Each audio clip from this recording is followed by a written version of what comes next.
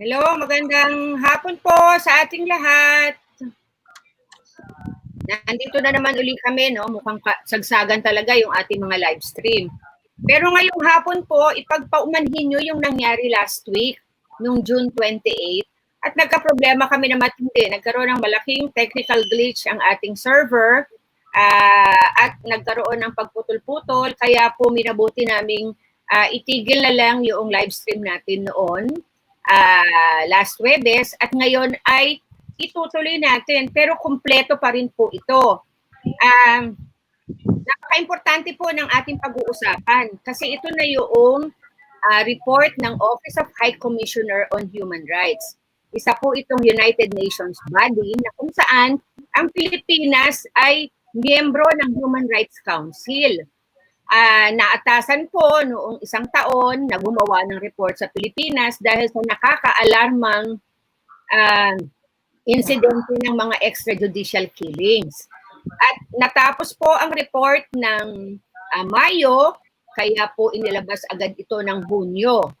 At ngayon po ay tatalakayin natin ang isa sa 4 na mga topics or thematic concern ng report ng High Commissioner on Human Rights. Ito po ay tungkol sa war on drugs.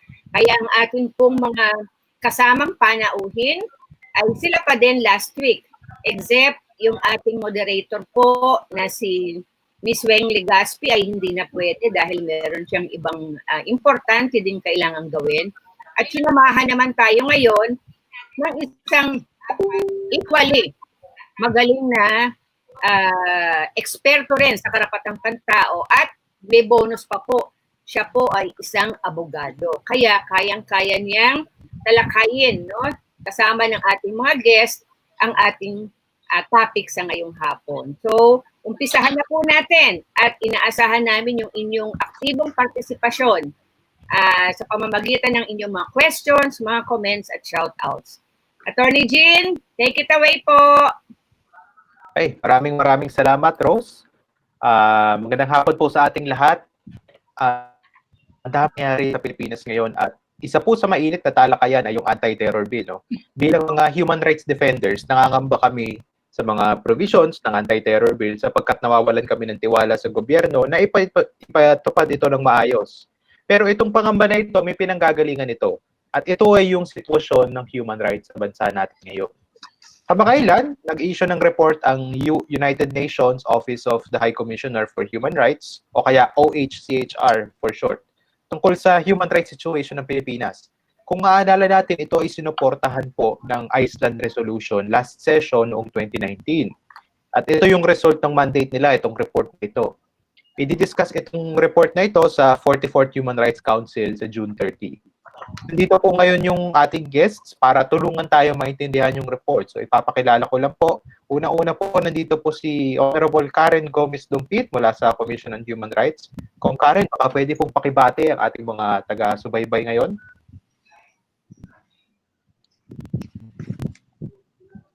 Kung Karen? Okay, pero nandito po si Kong Karen ngayon, kasama po natin siya. Ang next speaker po natin ay si Dr. Nimia Simbulan mula sa Field Rights. Dr. Nimia, baka pwede po pakibate ang ating mga tagapakinig. Magandang hapon po sa ating lahat. Andito na naman po kami para makatulong doon sa pagbibigay ng edukasyon at impormasyon sa mamamayan kaugnay sa kalagayan ng karapatang pantao sa ating lipunan. Maraming salamat po, Dr. Nimia. Sunod po si Miss Edelisa Hernandez mula sa Medical Action Group, ang ating next speaker. Ma'am Edel. Yes, maraming salamat, Attorney Jean. Ako'y natutuwa at nagpapasalamat sa dahil sa imbitasyon na to ay higit namin may papaliwanag ang karapatan sa kalusugan sa konteksto ng war on drugs. At sana ay makatulong kami sa paglilinaw hinggil sa issue na to. Maraming salamat po. Thank you. At ang huli po nating speaker ay si Attorney Iyok Romel Alim Abitria mula sa Humanitarian Legal Assistance Foundation. Hindi ko lang sure kung nandito na ba si Attorney Iyok. Nandito na po ba siya? Okay. Kung wala pa, ay hahabol na lang po siya mamaya. So bago po, itong pag-uusapan po natin ngayon, no, may several parts po ito. At para sa araw na ito, ang i-discuss natin ay konteksto ng war on drugs. Ay, ito po pag-uusapan natin. Kaya bago po tayo magsimula doon sa ating mga topics, magkakaroon po muna tayo ng video presentation in the context of war on drugs. Okay, Mr. Rose, i-play po ang ating video.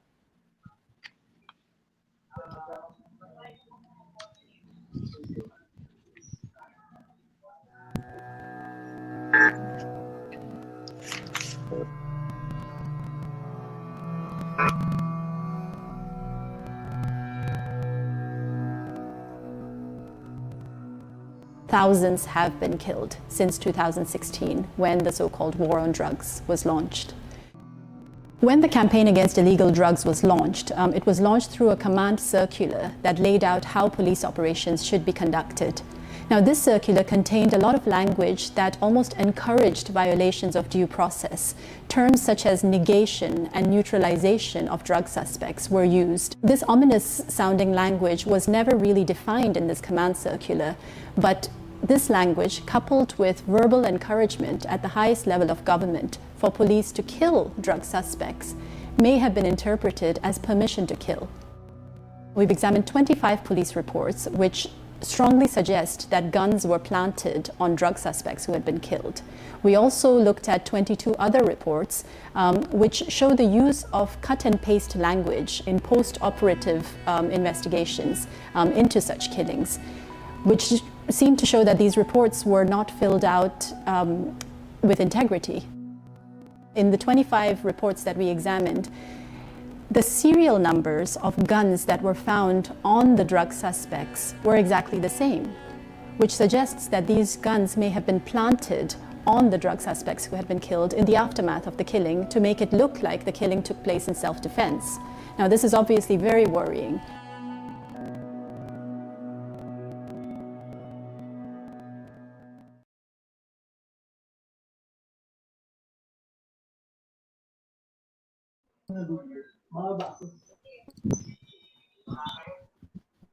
Maraming salamat po doon sa video on the context of war on drugs. Nakikita po natin ngayon, parang yun na yung summary, yung pinaka nugget na key takeaways doon sa report ng OHCHR. Pero ngayon, para palalimin palalo ang discussion at sa contents ng report, magsisimula po tayo sa topic ng alleged widespread and systematic killings, which is numbers 15 to 25. At ito po ay didiscuss ni Dr. Nimia Simbulan mula sa PhilRight. So, Dr. Nimia, the floor is yours po. Maraming salamat po. Sige, magandang hapon po muli.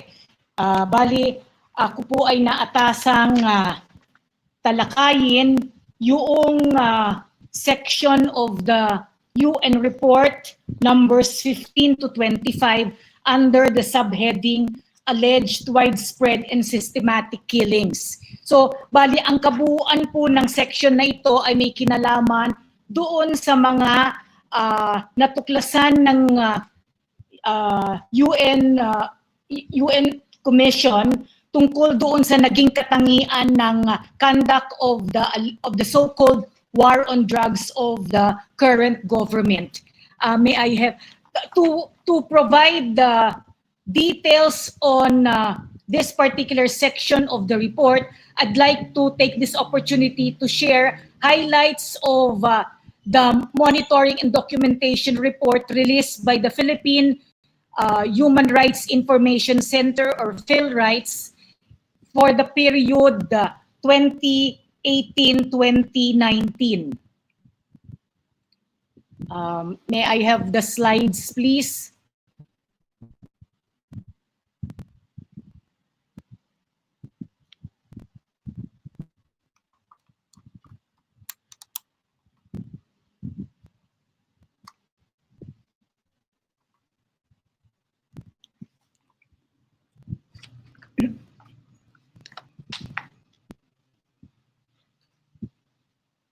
So habang hinihintay po natin ang pag-flash ng slides, allow me just to provide some background information. So yung report po na ni-release ng PhilRights titled The Killing State, The Unrelenting War Against Human Rights in the Philippines, findings of the 2017-2019 documentation on extrajudicial killings of the NGO was actually guided by the Minnesota Protocol on the Investigation of Potentially Unlawful Deaths.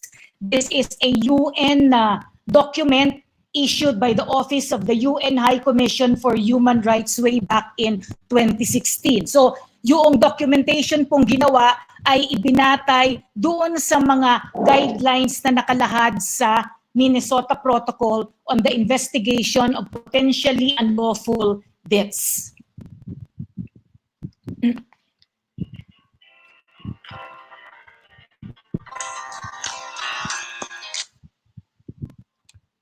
First slide, please. Ma'am Mimi, nandiyan na po yung slide. Nakikita na namin. Ay, ba't hindi ko makita? Malawi. Sabihin nyo na lang, i-describe nyo na lang, tapos ililipat na lang po ni Neka. Sige, next slide. So yung next slide po ay may kinalaman doon sa socio-demographic profile of socio-demographic profile of those the victims of extrajudicial killing. So PhilRights was able to document 100 victims of alleged EJKs for the period July 2017 to July 2019. So next slide, please. So in terms po of their background, mostly male adults within the productive age group, breadwinners, they belong to low and irregular wage earners from the informal sectors of the economy, low educational attainment, and mostly residents of urban poor communities.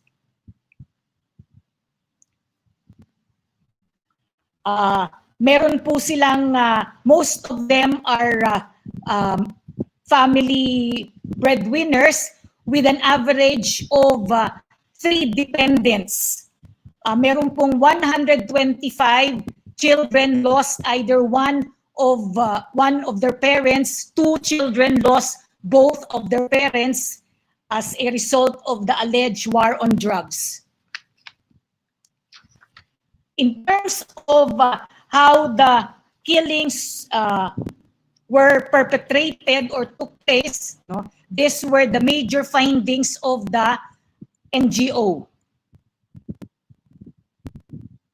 So most of the killings were perpetrated in impoverished areas such as informal settlements and relocation sites particularly in Bulacan. In Metro Manila, the sites included Navotas, Malabon, Caloocan, Quezon City, and then in Bulacan you have Norsagaray, Pandi, Giginto, Bukawi.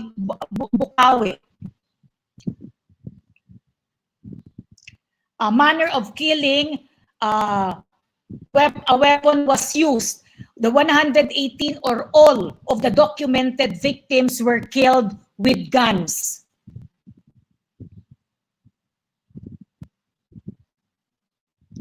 In terms of the manners of killings, on the average, a victim suffered from 3 gunshot wounds. 1 victim sustained 18 gunshot wounds, and this was in the course of a police operation. 53% of the documented victims sustained 3 or more gunshot wounds, and the gunshot wounds sustained for 80% of the victims were on the head and neck.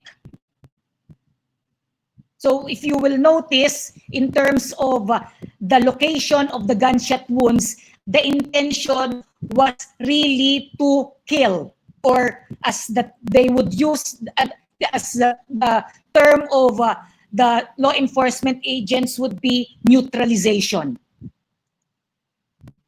Next. So manner of killings, 20% of the victims allegedly bore signs of torture in the form of beatings and bruises, missing fingernails, burn marks, broken limbs, and cuts and wounds in different parts of the body.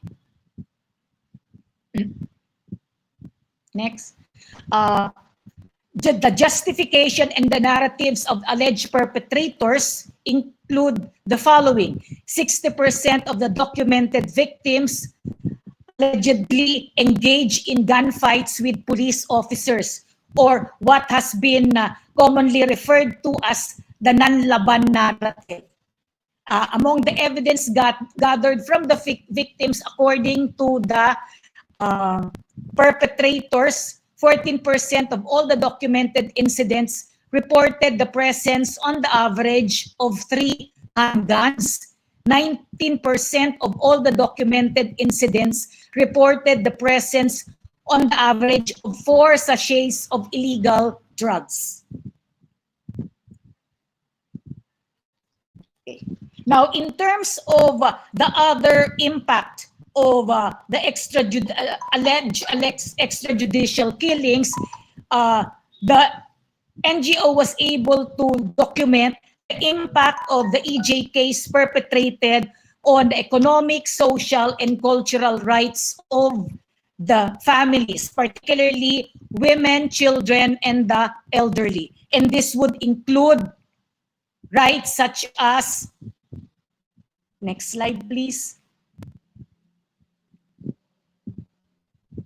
Right to security. So many of the families left behind by victims of EJ case did not feel secure in the communities where they resided, because there were instances when the perpetrators made themselves posting themselves in strategic areas where they can be seen by members of the family. The right to access to justice was also compromised or undermined. One, because they had problems regarding payment of fees and getting the services of competent lawyers. Also, they had difficulty in terms of securing the necessary documents like police report, medical legal report, which were needed when filing cases against the perpetrators. Also, the freedom of expression was impaired. So because they were constantly being watched, or there was harassment because of the presence of law enforcement agents and even barangay officials in the vicinity of the residences where they were staying. They feared sharing their narratives or sharing their experiences or what they actually witnessed. Then freedom of movement, no? So they had there was this constant fear of moving around their community, because there was this feeling that they might be the next victim. Right to health. We noticed in the course of the documentation work that serious impact or consequences were experienced by the families, particularly the mothers left behind, wives, and the children on their the state of mental health. So there was tension, there was fear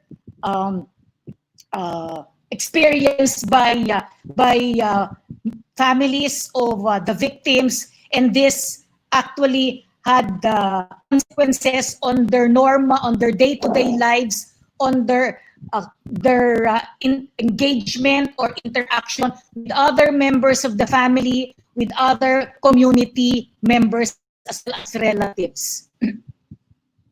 Then you have right to education.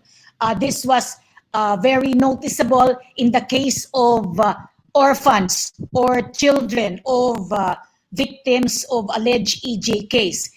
Even teachers whom we were able to interview shared their observations regarding behavior, regarding school performance of the children of victims of EJ case. Then right to food. This would be very much related to the right to livelihood, no? which was also seriously undermined or affected because, as I've said earlier, most, if not all, of the 118 victims documented were the principal primary breadwinners of the family. So in their absence, the women had to take over the role of looking for livelihood and finding income to allow them to provide food on the table for the members of the family.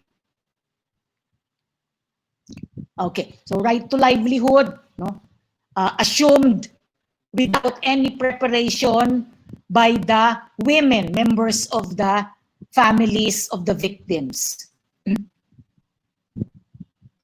Then right to social security. Some of the families of the documented cases were recipients of the 4Ps, and they shared that they experienced discrimination. They also had problems in terms of making the amount of 4Ps that they received in making both ends meet. Right to shelter, of course, would be related also to the problem regarding right to livelihood. Okay. In terms of the conclusions, no, we notice, next slide please. We notice that the government's so-called war on drugs is a war against human rights, considering the tremendous impact of the so-called war on drugs on the human rights of families of victims of EJKs.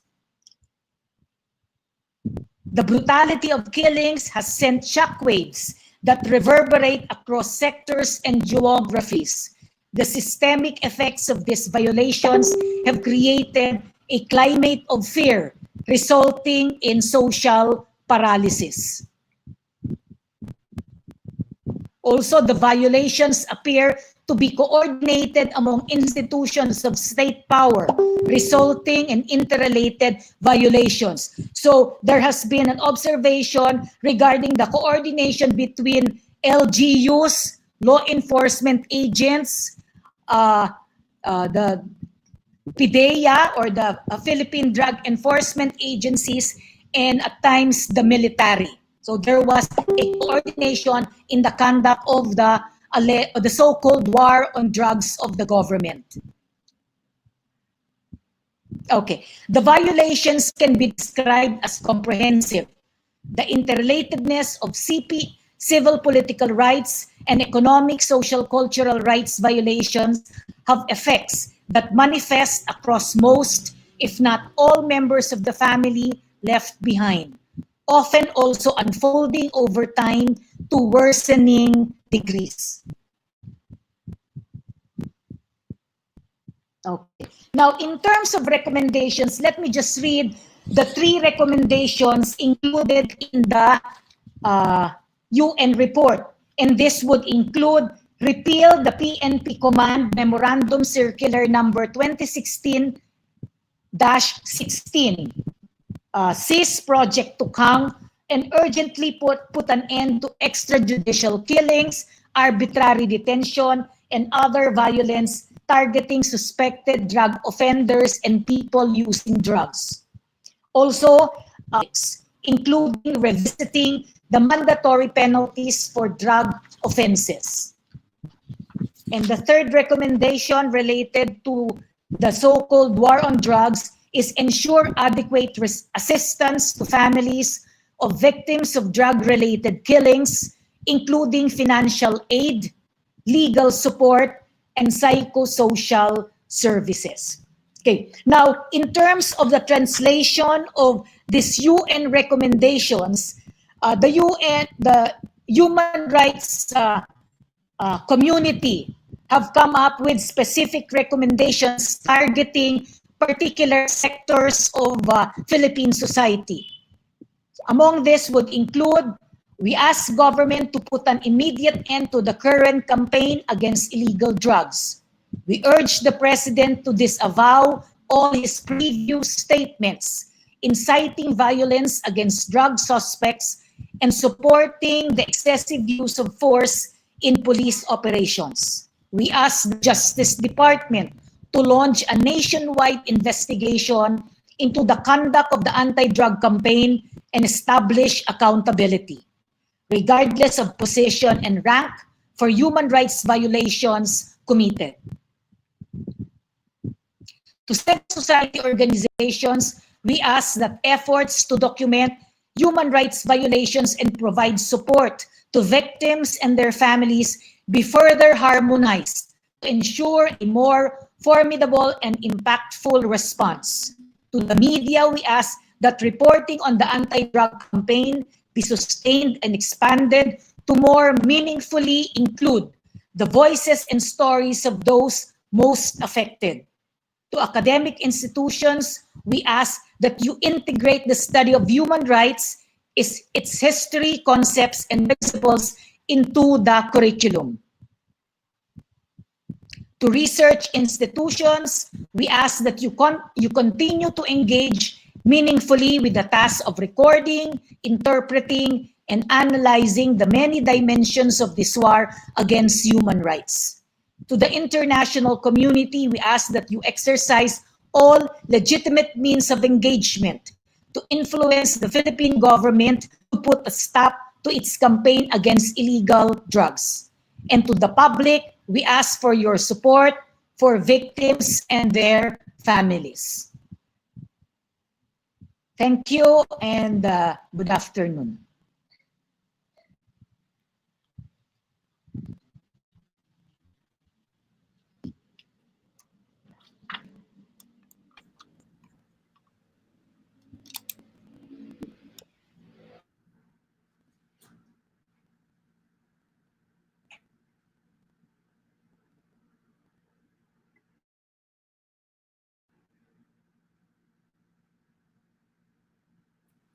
Attorney Jean, di ka namin naririnig.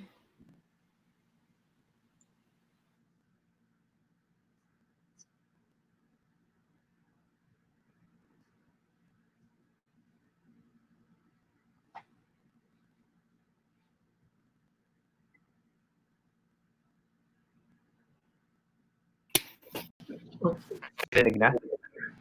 Okay na po, okay na. Okay. Okay. So maraming salamat po, Dr. Nimia Simbulan. To those of you who are joining us just now, Dr. Nimia Simbulan is from PhilRights, and they documented over 100 killings, mostly from Metro Manila and impoverished areas, and most of the victims are breadwinners.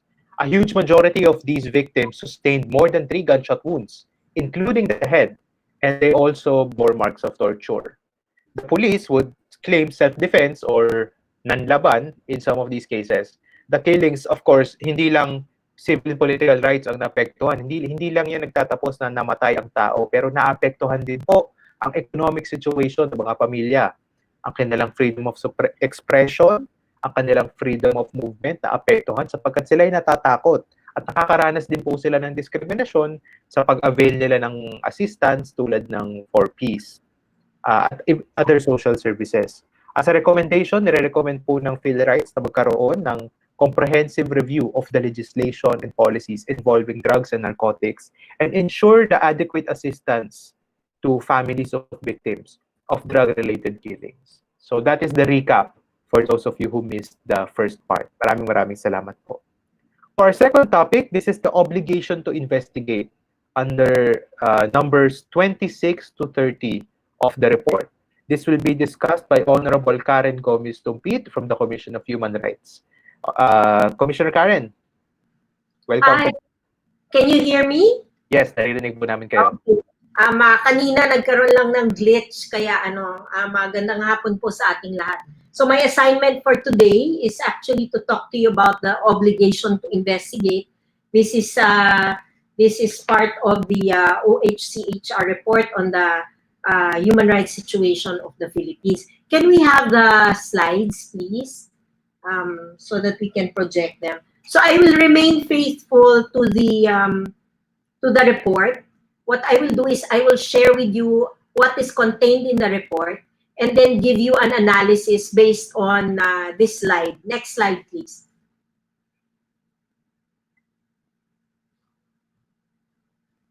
Okay. So what I will do is analyze the text of the report as we go along and the basis for this, and then use the human rights-based approach to be able to anchor it on the rights. Well, specifically, it's on the right to life, no? The normative content on the right to life, yung scope nun, the level of obligation that is required from the state, which is the obligation to respect, protect, and fulfill human rights. And then later on, we will discuss how do we translate this into our work as a national human rights institution and also as a community of human rights defenders. My presentation will be broken into two because from what I understand, the recommendations will be dealt with a little later on. So next slide, please. So we have the obligation to investigate, and this is contained in paragraphs 26 to 30 of the OHCHR report. So tingnan natin siya. So sinabi dito na despite credible allegations of widespread and systematic extrajudicial killings in the context of the campaign against illegal drugs, there has been near impunity for such violations. And the government states that Police Internal Affairs Service automatically investigates any deaths that occur during police operations. And they have launched about 4,500 investigations already between July 2016 and 2019. Ngayon, kung titingnan natin ito, ang basis dito, pag tiningnan ninyo yung report, no, and it's present all throughout the OHCHR report, what they did was really to triangulate information. The main information came from government, and of course, us, civil society organizations, international organizations, as well as the Commission on Human Rights, submitted to the OHCHR, and they were able to triangulate information. But if you notice, the reliance on the data that was provided by government is very evident in the body of the report.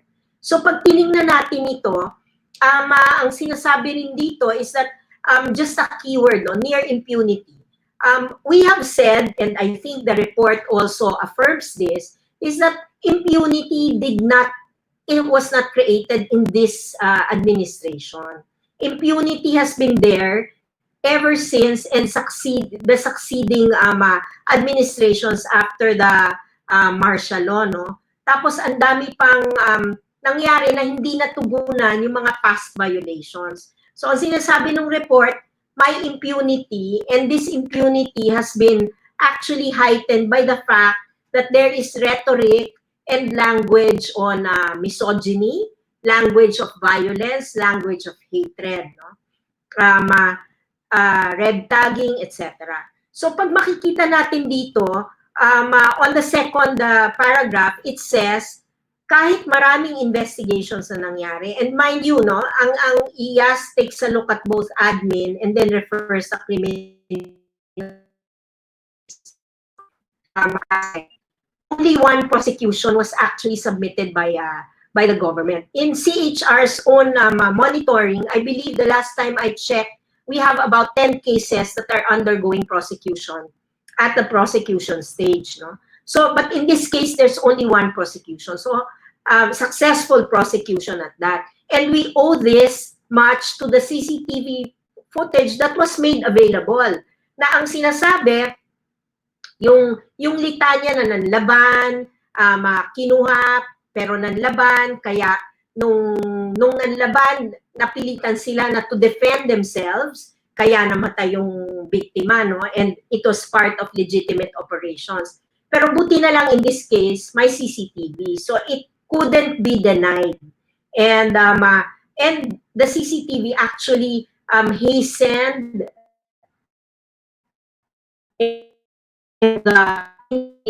this particular case of Ian de los Santos. And then the paragraph goes on to say that although government noted that 9,000 plus police personnel face administrative charges, these cases are related to extrajudicial killings, as we said. It notes that the administrative sanctions, of course, are insufficient where there are serious allegations of the right to life, no?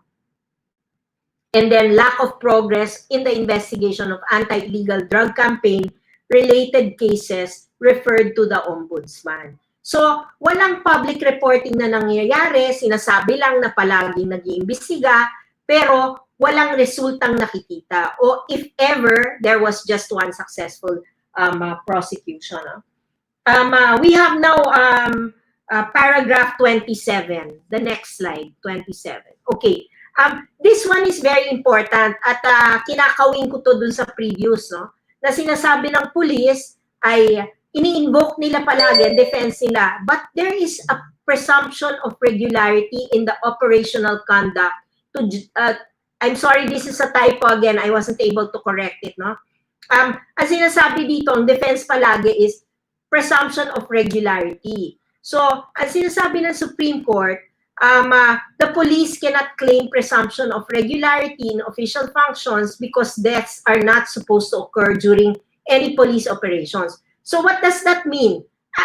Ang sinasabi rin namin matagal na is that kasama ba sa presumption ng regularity pag may namamatay sa police operation?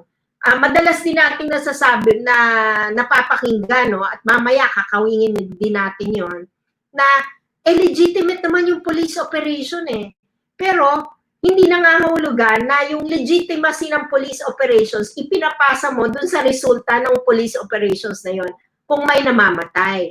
At saka, hindi regular na fixture ang pagkamatay ng isang tao within police operations. No? So, the presumption of regularity, pagka may walang namatay at nape-preserve yung life ng tao na hinuhuli nila in a police operation. Next slide, please. Okay. Tapos, ang sinasabi naman under human rights law, and this comes the obligation already of the state, no? The Philippines is obliged to establish rules and procedures for mandatory reporting, review, and investigation of lethal and other life-threatening incidents by law enforcement personnel, where there are allegations that it knows or should have known of potentially unlawful deprivations of life, may duty to investigate where appropriate and of course prosecute perpetrators. And this one, ang nire-reference po dito ay yung tinatawag na Minnesota Protocol, no? Nakasaad sa Minnesota Protocol ang tungkulin ng ating gobyerno na i-preserve yung right to life. Ano bang sinasabi ng protocol na yun? Next slide, please. Okay. We refer to a document called the UN Manual on the Effective Prevention of Extralegal, Arbitrary, and Summary Executions of 1991. It was updated 2016, pero itong manual na to is really based on resolutions of the United Nations, no? And the controlling here would be the UN General Assembly resolution, which endorsed the international legal standard for the prevention of unlawful deaths and the investigation of potentially unlawful deaths. So this manual actually supplements this particular resolution, and this resolution, ang tinatawag doon, was adopted by the UN General Assembly, adopted without a vote. In short, it's a consensus, and that is defined by an absence of objection, no? When this was adopted. And that's according, of course, to the UN jurisprudence. Next. Okay. So just to say na in the right to life, of course, there's a positive obligation. No? And when we take a look at the right to life, ang sinasabi nga dito, what does it mean? It means that the right to life, or the right not to be arbitrarily deprived, which is a foundational and universally recognized right. Applicable at all times, no derogation. Kahit ngayong pandemic, hindi pwedeng ma-derogate, no? We cannot derogate from it, even during public emergencies, no? And the right to life, of course, is protected by international and regional treaties, customary international law, and domestic legal systems. So, what does it mean?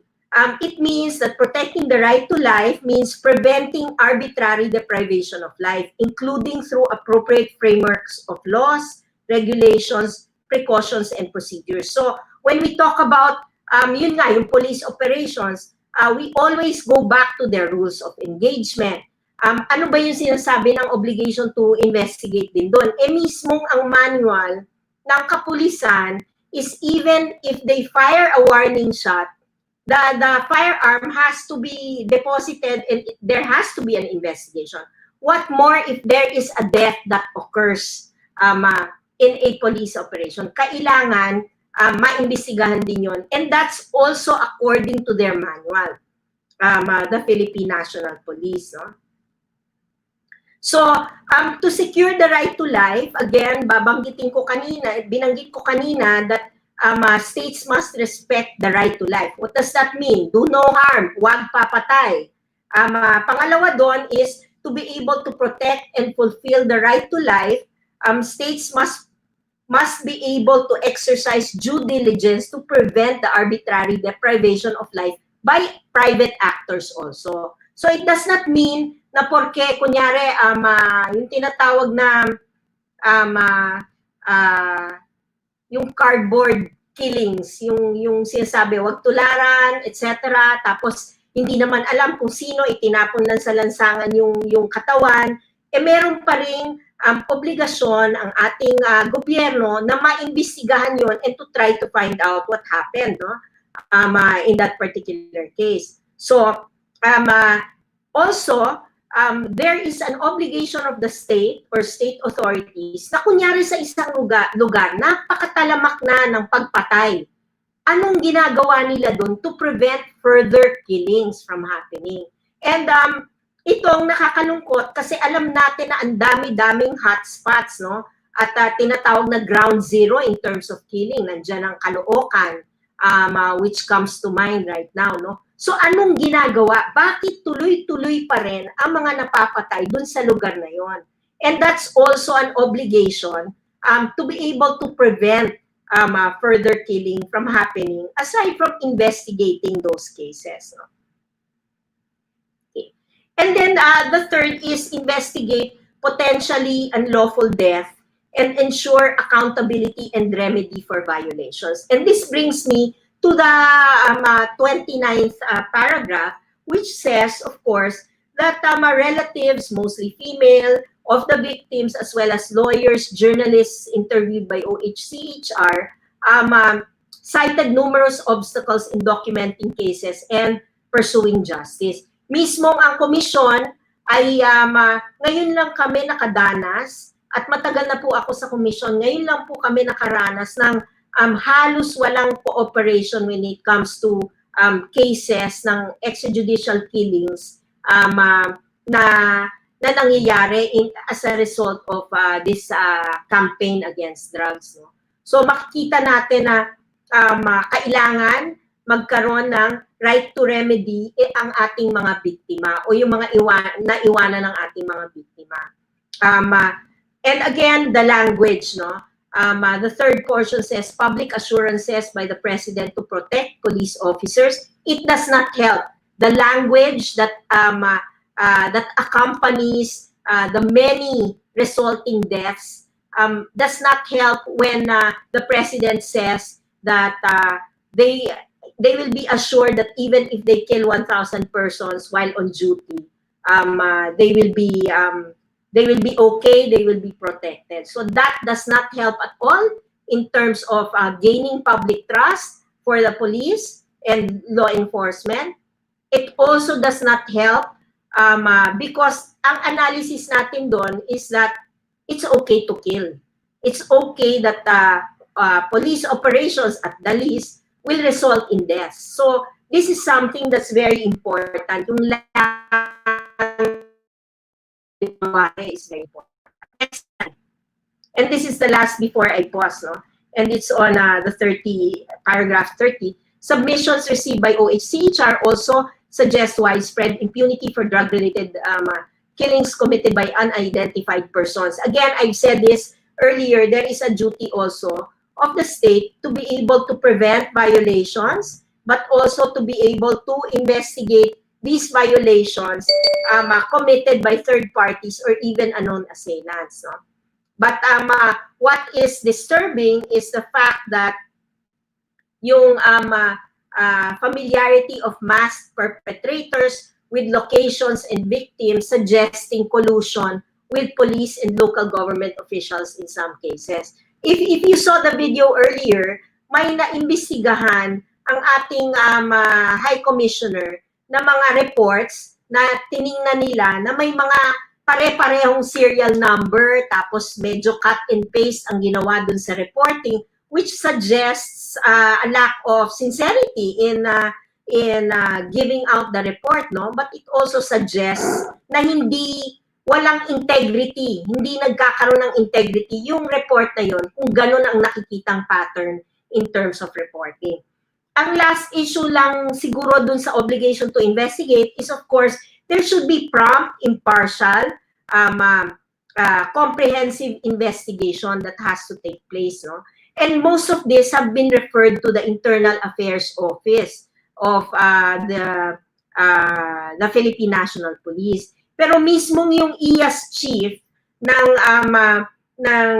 Internal Affairs Service ang umamin na hindi independent yung kanilang organisasyon. So paano natin makikita na may independent machinery or mechanism that will take a look at all these allegations and that we will have proper, prompt, impartial investigations to happen. So it's all about integrity also of the investigation. It's all about public confidence that the investigations will be fair and impartial. Pero sa nakikita natin and in the operation of the Internal Affairs Service, even if they recommend a punishment, if the regional director, even of the PNP or the Director General of the PNP is not contented, they can always change the recommendation. So I'm going to stop there. Thank you. Thank you, Kong Karen. Thank you for that very detailed report. Para dun po sa mga ngayon lang sumali at na-miss itong topic na ito, bibigay lang po tayo ng recap, no? So, personally, naniniwala po ako na meron mga mabubuting pulis sa serbisyo. Gayunpaman, kahit gaano kabuti ka bilang isang individual na pulis, kailangan natin tingnan ang kabuuan ng organisasyon. At ayon sa datos, sa libo-libo ng patayan, 3 pulis pa lang ang na-convict. At sa conviction na to, isang kaso lang ito sa libo-libong EJ case. According to the data, there appears to be an impunity for human rights violations and killings. The Internal Affairs Service reported about 4,500 investigations. But the government only cited 1 case where 3 police officers were convicted. This is the Kian de Santos case. At pag tinignan po natin ang kanilang mga investigations, merong cut and paste sa reporting. So ang police report nitong isang kaso, halos kaparehas dun sa isa pa at sa iba pang police reports na ini-issue nila. At ang nagbago lang ay yung pangalan at yung date kung kailan nangyari yung police operation. Meron ding pare-parehong serial numbers sa mga baril na nakita. Kaya kung tinitingnan natin ang pag-copy-paste sa reporting at ang mga serial numbers ng mga baril, which indicates na inuulit o nire-recycle yung mga baril, nawawala ng integrity yung reports nila. 9,172 officers were reportedly issued administrative sanction by the Internal Affairs Service. While administrative sanctions is good, these cases are extrajudicial killings, and an administrative sanction is not enough. There has to be a criminal case pursued against the perpetrators. However, as we saw, there is a lack of progress even in the investigation of the anti-illegal drug campaign, at wala pa pong resulta ang nire-report dito sa mga kaso nito na under investigation pa rin kahit ilang taon na ang lumipas. Sinasabi ng kapulisan na meron daw presumption of regularity. Ang presumption of regularity, maaring valid ang police operation, pero hindi mo pa pwedeng i-invoke ang presumption of regularity kapag may namatay na, sapagkat hindi mo naman ini-expect, hindi kasama sa function ng police operation ang pumatay ng tao. Kaya hindi natin ipe-presume na regular ang pagpatay. Worth noting that the government asserts that law enforcement is unable to investigate killings kung wala, in the absence of private complainant. So hindi daw po iniimbestigahan ng isang pagpatay kung walang nagreklamo. At naamin na-mention din na kailangan may obligasyon ang kapulisan na i-prevent ang patayan. Kung tuloy-tuloy pa rin ang patayan sa mga lugar na yun, bakit? Anong ginagawa nyo para pigilan o i-prevent itong mga killings? In the end, gusto natin ng accountability for these violations. No? Unfortunately, the Internal Affairs Service chief himself admitted that the investigations on these police is not independent. And the recommendation is that we need proper, prompt, and impartial investigations of these killings. So maraming salamat po, Com Karen. Our next topic is deprivation of liberty, which is under paragraphs 31 to 34 of the report. This is to be discussed by a very handsome attorney, which is my professor back in law school, no? Attorney Romel Alim Abitria from the Humanitarian Legal Assistance Foundation. Attorney Iyok, good afternoon po. Ayun, magandang hapon, Jean. Magandang hapon Ay, po. guwapo lang yata ako dahil naging prof mo ako, ah. Sige. Sige. Alright. Ay, nahanap ko yung aking presentation. Pero mukhang hindi siya na nakikilaga. Ayun. Saglit lang. So ako po si Iyok. Ako ay connected sa Humanitarian Legal Assistance Foundation or HLAF. And ang HLAF po ay isang NGO, non-government, non-profit organization na sumusulong ng karapatang pantao ng mga kapatid natin nasa loob ng bilangguan. So ang aking assignment ngayon ay pag-usapan ang deprivation of liberty na parte ng report ng OHCHR. Ito ay talata 31 hanggang 34. Okay, sa report ay napag-usapan yung arbitrary detention, prison overcrowding, at saka yung effect ng campaign against illegal drugs sa korte. Let's start with arbitrary detention and arbitrary arrest and unlawful arrest. Kanina napag-usapan na rin yon, nakita na rin natin yung mga halimbawa ng arbitrary arrest and unlawful arrest and arbitrary detention. Pero pag sa loob ng bilangguan, mas nakakausap namin yung mga nag-survive nung arbitrary arrest and arbitrary detentions. And sila mismo yung nagkukwento sa amin kung ano yung nangyari sa kanila. Now, it would be unfair to say na totoo yung sinasabi ng lahat na narinig, or totoo yung sinabi ng lahat ng nagkwento sa amin, or totoo yung lahat ng narinig namin. It would be unfair against the law enforcement agencies dahil nga sabi ni Jean ay alam naman natin na meron pa ring mga maayos na mga law enforcement officers na nandiyan sa ating law enforcement agencies. So I would take it as an allegations against the law enforcement agencies. And ano yung mga allegations na narinig namin sa loob ng piitan? Yung arbitrary arrest, walang krimen na ginagawa, hindi sila gumagawa ng krimen na related sa RA 9165 or hindi sila nagbabiolate ng Dangerous Drugs Act, pero sila ay inaaresto at eventually kinukulong at umaabot sila sa piitan. May mga allegations ng police brutality at cruel and inhuman treatment. Yes, yung iba dito ay nakukunan sa CCTV. Siguro nakita nyo naman yung ibang mga videos tungkol dito. Pero ito ay madalas ko ring marinig mula sa ating mga kapatid na nakapiit na nakakaranas din sila ng cruel and inhuman treatment sa kamay ng iilang mga law enforcement agencies. And then of course, may mga allegations ng planting of evidence. So dahil nga sila ay walang krimen, walang violation ng 9165 na ginagawa nung sila ay hinuli at inaresto, ayon sa kanila ay pagdating doon sa piskal or sa prosecutor or pagdating sa korte, bigla na lang nagkakaroon ng mga ebidensya laban sa kanila. While ang observation namin, ito nga, mga allegations, ang mas na concern kami at nabagabag ang aming organisasyon ay sa problema ng access to justice. Dahil sa dinami-dami ng allegations sa loob ng piitan ng mga irregularities na nabanggit nga ng iba kanina at narinig namin sa kanila, bibihira ang investigasyon laban doon sa mga law enforcement agencies na nagkakamali or sa mga law enforcement agencies na nagvo-violate ng law.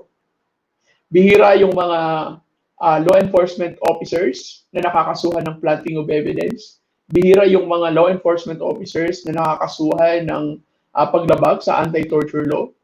And mas lalong bihira ang nagiging guilty or napapatunayan na sila ay nagkasala sa batas.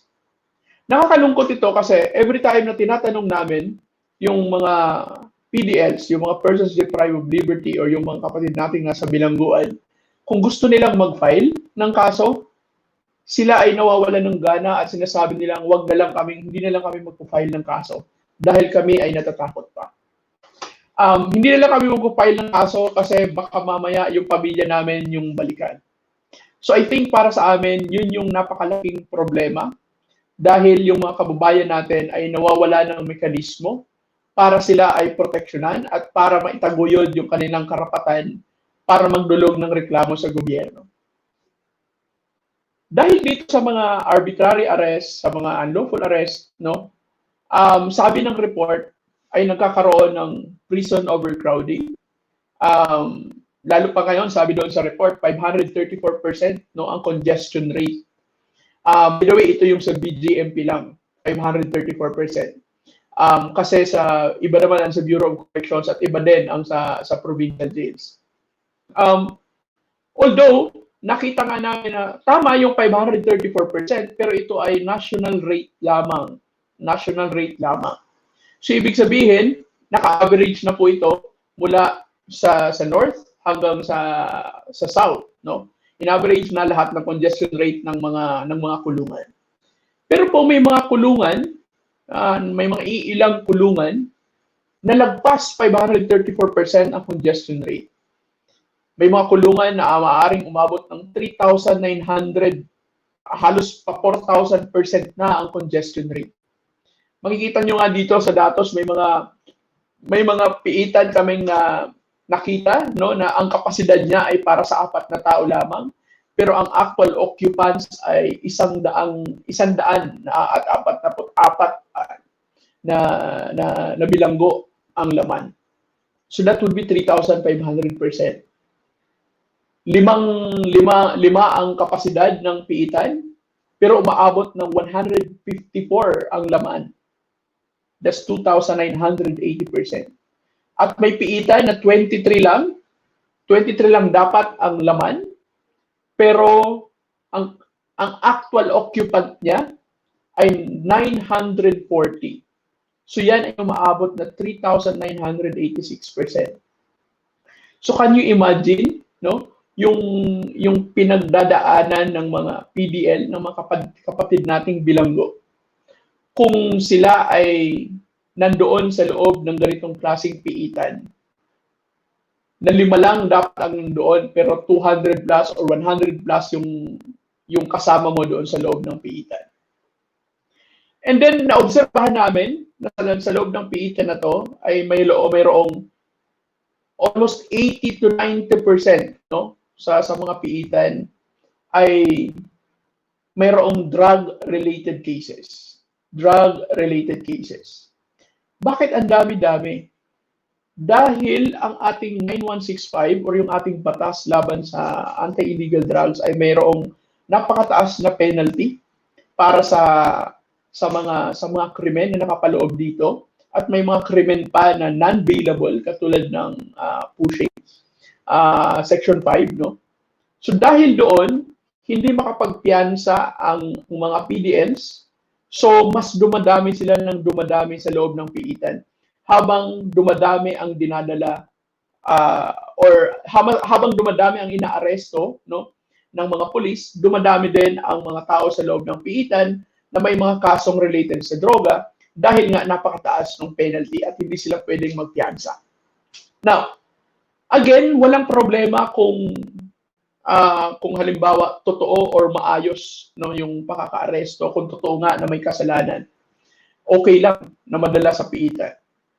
Pero kapag ang isang tao ay inaresto, ang isang tao ay inosente, at kung sabihin na natin, halimbawa lang totoo yung arbitrary arrest, no, na nangyari, wala talaga silang ginagawang kasalanan, at sila ay dinala sa loob ng piitan, parang adding insult to injury pa, no, na ikaw ay madadala sa isang piitan na sobrang congested, sobrang daming tao, at dadagdagan pa na ikaw ay mananatili sa loob ng piitan na yan dahil hindi mo kakayanin yung napakataas na piyansa, yung napakamahal na piyansa, o kaya hindi ka papayagang magpiyansa dahil ikaw ay kinasuhan ng isang capital offense katulad ng pushing.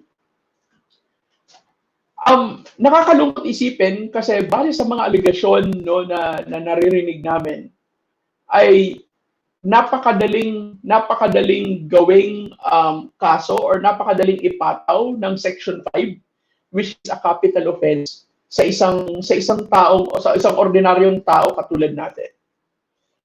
Lalong-lalo pa kung totoo, no, ang mga aligasyon na planting of evidence, kahit kakapiranggot, no, na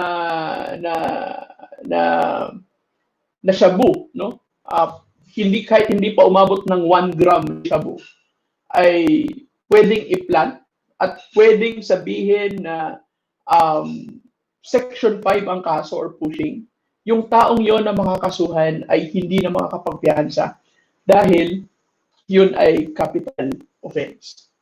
So dahil dyan, dumadagdag at dumadami yung mga tao sa loob ng piitan.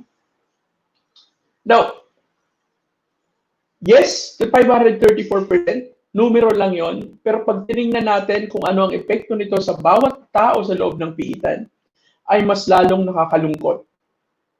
Siguro nakita nyo naman yung mga pictures, no, ng over-congested na mga piitan. Pero pag tinignan ninyo kung anong epekto nito, makikita ninyo na mas marami ang problema na dinudulot kapag mas madami ang tao sa loob ng piitan.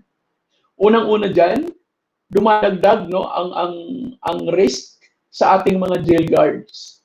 Dahil ang mga jail guards natin ay hindi naman ganun kadamihan, no? So ibig sabihin, kulang din, no, ang ating mga jail guards, ang numero ng ating mga jail guards para bantayan yung dumadami na mga nakapiit, no, sa ating piitan. And dahil doon, mas dumadagdag din syempre yung risk sa kanilang trabaho.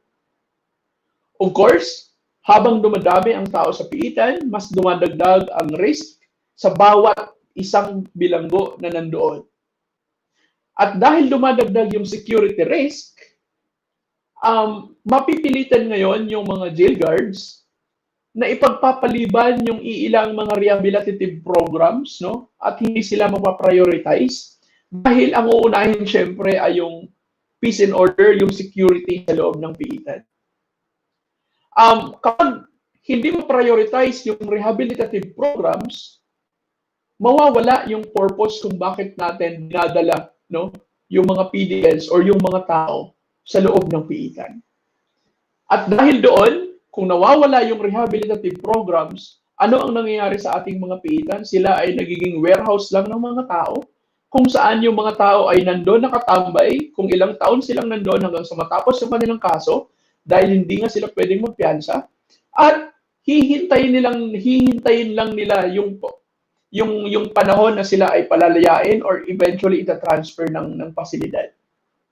Napakalaki ng impact nun sa dignidad ng isang tao.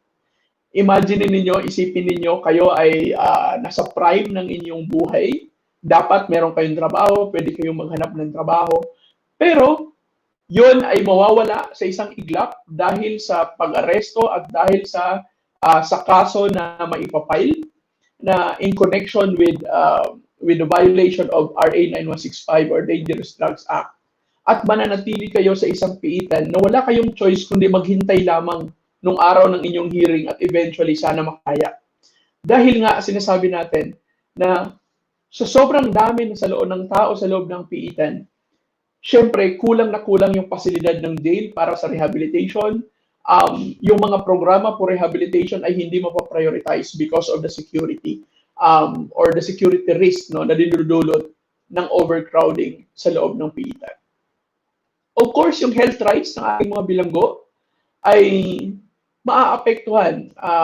Eventually, ito ay pag-uusapan din mamaya, no, kay Ate Idel.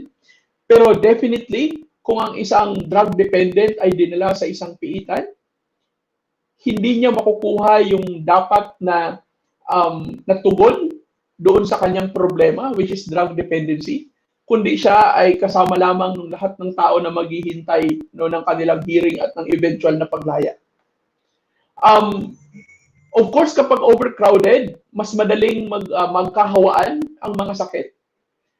Katulad ng skin diseases, no, lalong-lalo na nung summer. And ngayon, na meron tayong threat ng COVID-19, napakahirap para sa mga jail guards, no, na i-secure ang mga facility. And I commend, no, yung mga jail guards na or yung mga jails na those jails that were able to prevent the spread of the COVID-19 doon sa kanilang mga jails because napaka-dynamic no kanilang mga programa.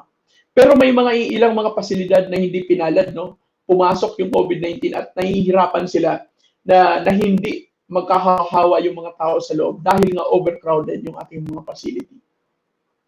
And dahil nga overcrowded yung mga facility, syempre, anong epekto niyan?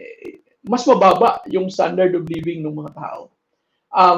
Yung normal na tulugan ay papag na lang, sa hagdan na lang matutulog, no? Yung toilet or yung bathroom na dapat pang 10 tao ay 100 ang mag-share, and all of those things.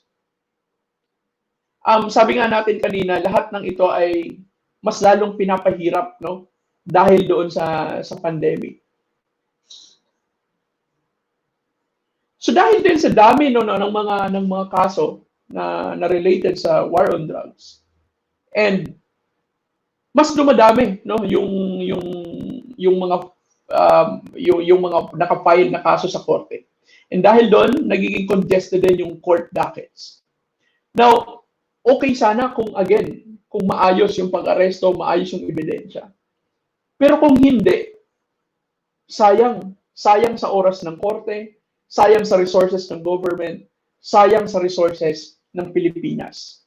And masasabi natin, no, kasi masasabi natin na hindi lahat ay maayos ang pagka-file sa korte kasi marami ang nadi-dismiss, and even pagdating sa Supreme Court, makikita natin ang mga desisyon ng Supreme Court. Marami ang na-acquit, no?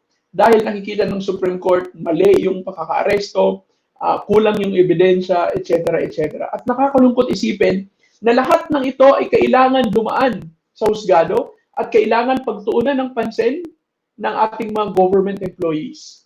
sayang sa oras, sayang sa resources. Not to mention, of course, na yung PDL, yung akusado, ay dumaan na doon sa overcrowded na kulungan at halos mawawala sa kanya 2, 3, 4 years ng kanyang buhay para lang matapos ang isang kaso na eventually ay maa-acquit siya. Buti na lang ang Supreme Court ay pinayagan ang plea bargaining, no? Yung Estipona versus Lobrigo na kaso.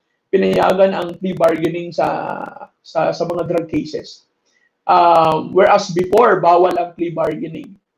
Napakalaking bakay ng plea bargaining dahil marami ang mga naging eligible para mag-plea or aminin ang kanilang pagkakasala sa mas mababang mga kaso. Marami ang mga kinasuhan ng Section 5 or pushing na hindi lumalagpas ng 0.1 ng 1 gram yung kanilang yung shabu na nakuha. Pinayagan ng Supreme Court ito na mag-plea bargaining. At dahil doon, mas napababa yung kanilang kaso at mas napababa yung sentensya na ibinigay sa kanila at mas napabilis yung kanilang paglaya. Ang naging problema lang doon is nung nakita namin, nung nag-i-interview kami, kahit yung mga inosente ay umaamin na lang na may kasalanan dahil gusto nila agad na makalaya. Kahit yung mga walang kasalanan nung inaresto, napipilitan sila na aminin kahit yung kasalanan di naman nila ginawa para lang makalabas after 6 months or 1 year. Kaysa naman daw, sabi nila kung ilalaban nila yon, aabutin sila ng 6 years sa kulungan. Paglabas nila, wala na silang trabaho at wala na silang makukuhang pambuhay sa kanilang pamilya. At isa pa sa mga problema na nakita namin is that yung mga nagpi-plea ng guilt dahil nga sa plea bargaining, kahit tapos na yung sentensya nila mula sa korte na 6 months or 1 year or 1 year and 6 months, hindi pa rin sila mapalaya dahil may hinihingi pa ang korte na rehabilitation or kailangan mag-undergo yung PDL ng rehabilitation. Ang problema, punong-puno din ang ating mga rehabilitation centers, so hindi sila maisa-ilalim sa rehabilitation dun sa mga rehabilitation centers na yon. So dahil doon, hindi pa tapos yung kanilang or hindi pa nila pagsisilbihan yung punishment, no, yung penalty na ibinigay ng court. So dahil dyan, marami pa rin yung hindi nakakalaya dahil kulang at hindi pa sila nare-rehabilitate. Inabutan pa ng pandemic. So dahil sa pandemic, 2-3 months no, ng mga hearings ay na-postpone. So dahil sa na-postpone, can you imagine sa isang araw, kung nagsiset ang isang korte ng 20 cases, 20 criminal cases sa bawat araw. Sa isang buwan, ilang kaso ang na-postpone. Sa 3 buwan, ilan ang na-postpone. Sa isang korte pa lang yun. Can you imagine sa lahat ng korte, walang hearing for nung 2 months na nag-ECQ tayo. Lahat yon 2 months ng buhay nila ay nandun sila sa loob ng kulungan. Maghihintay lang sila ng panibagong hearing or ng panibagong schedule. And then sa lahat ng ito, ang napansin namin sa HLAP ay napaka-punitive pala ng perspective ng pamayanan. Dahil sa war on drugs, dahil sa campaign against illegal drugs, nakita natin sa Facebook, kahit yung mga barkada natin, kahit yung mga friends natin sa FB, nakikita natin pag nag-share, napaka-punitive pala ng perspective. And minsan, they are even willing to refuse to recognize the dignity yung dignidad ng bawat tao, ng bawat tao para lang maisulong na dapat maparusahan or okay lang, quote-unquote, na mamatay ang isang tao dahil drug addict naman sila. Nakakalungkot isipin na ang pamayanan natin ay meron palang ganitong klaseng tinatago na pagkamuhi sa kapwa-tao. Na nakakalungkot na even yung karapatang pantao ay naging na siya, parang ang hirap niyang pag-usapan sa pamayanan to the extent na kapag pinag-usapan ang human rights, parang nakasalado ang isipan ng maraming mga kababayan natin. Nakakalungkot kasi yung dignidad ng bawat tao na dapat ang napaka-importante, no, para sa lahat, ay pilit na hindi tinitingnan at pilit na dinidemonize pa yung human rights. So ano yung problema nito? Ang problema nito is that kapag ang pamayanan natin ay napaka-punitive ng perspective, ayaw i-recognize ang human person, ang pagkatao ng bawat tao, ang dangal ng bawat tao. Ito yung nagpapalakas ng loob, no, ng mga tiwali na mga duty bearers at mga tiwali na law enforcement officers. Hindi lahat, pero ito yung nagpapalakas ng loob ng mga tiwali upang ipagpatuloy yung cycle ng violence, upang ipagpatuloy yung arbitrary arrest, upang ipagpatuloy yung unlawful arrest, dahil nakikita nila okay lang naman sa pamayanan. Dahil nakikita nila, hindi, wala namang nagrereklamo. And minsan, yung takot ng pamayanan, di ba, na ireklamo yung mga tiwali na mga law enforcement officers at mga tiwali na government official, minsan na-misinterpret pa nila yon na parang affirmation doon sa ginagawa nila. Pero ito yung nakakalungkot na nakita namin mula doon sa piitan hanggang doon sa ibang mga pillars ng criminal justice system. At ito din yung nakita namin na ang lahat ng ito pala ay na-enable noon punitive perspective ng pamayanan at ng refusal na recognize ang dignidad ng bawat tao at ang karapatang pantao. So mamaya pag-uusapan natin yung rekomendasyon naman namin. So sa pansamantala, ibabalik ko kay Attorney Jean. Jean? Maraming salamat po, Iyok, sa napakagandang diskusyon tungkol sa sitwasyon ng ating mga piitan. Sa ngayon po, magkakaroon tayo ng 4-minute video break at pagbalik natin, itutuloy po natin ang discussion tungkol sa health implications naman ayon sa OHCR report. So 4 minutes break po at magbabalik po tayo. Maraming salamat po.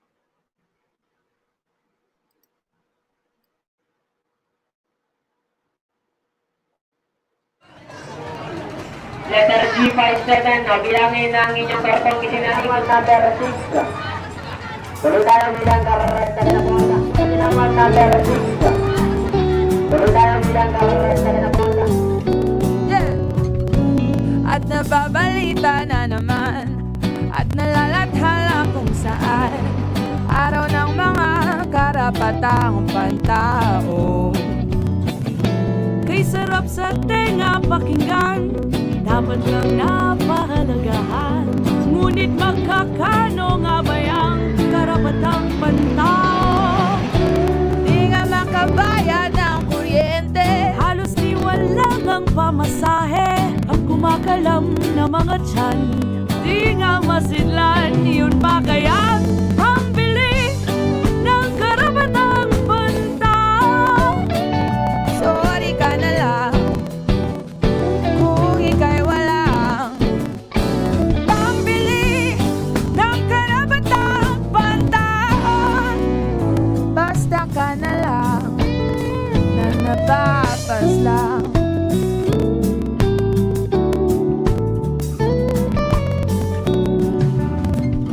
Sa lumulubha ng kalagyan ay lumilikha ng paraan upang ang dukha ay magawang magpakatao.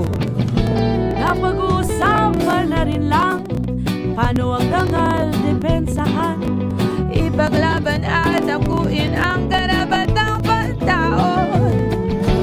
Di nga makahanap ng trabaho at napapahamak pa sa bisyo. Nakanda baon na sa utang, saan mo pa ngayong kukunin ang pambili ng karapatang pantao? Luhog ng ilang, may buunan lang, pambili ng karapatang pantao. Sa bansang walang kasarilan, nilubos-lubos na ng iba, sampalataya sa buo nila. At ang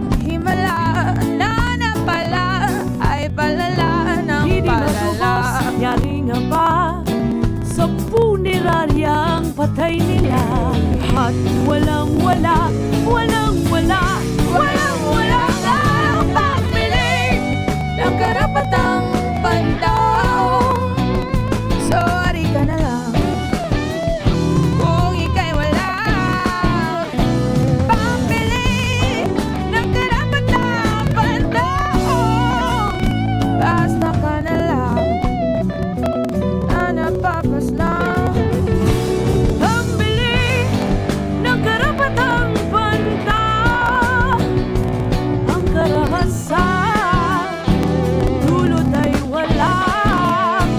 Pambili ng karapatang pantao ay ang kawalang punot dulo lang ng patakaran. Dahot bunga na ng kalakaran. Pera-pera lang.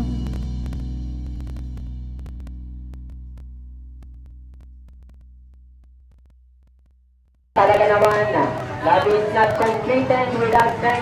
Letter B, huli para din ang number 6. Tuloy tayo bilang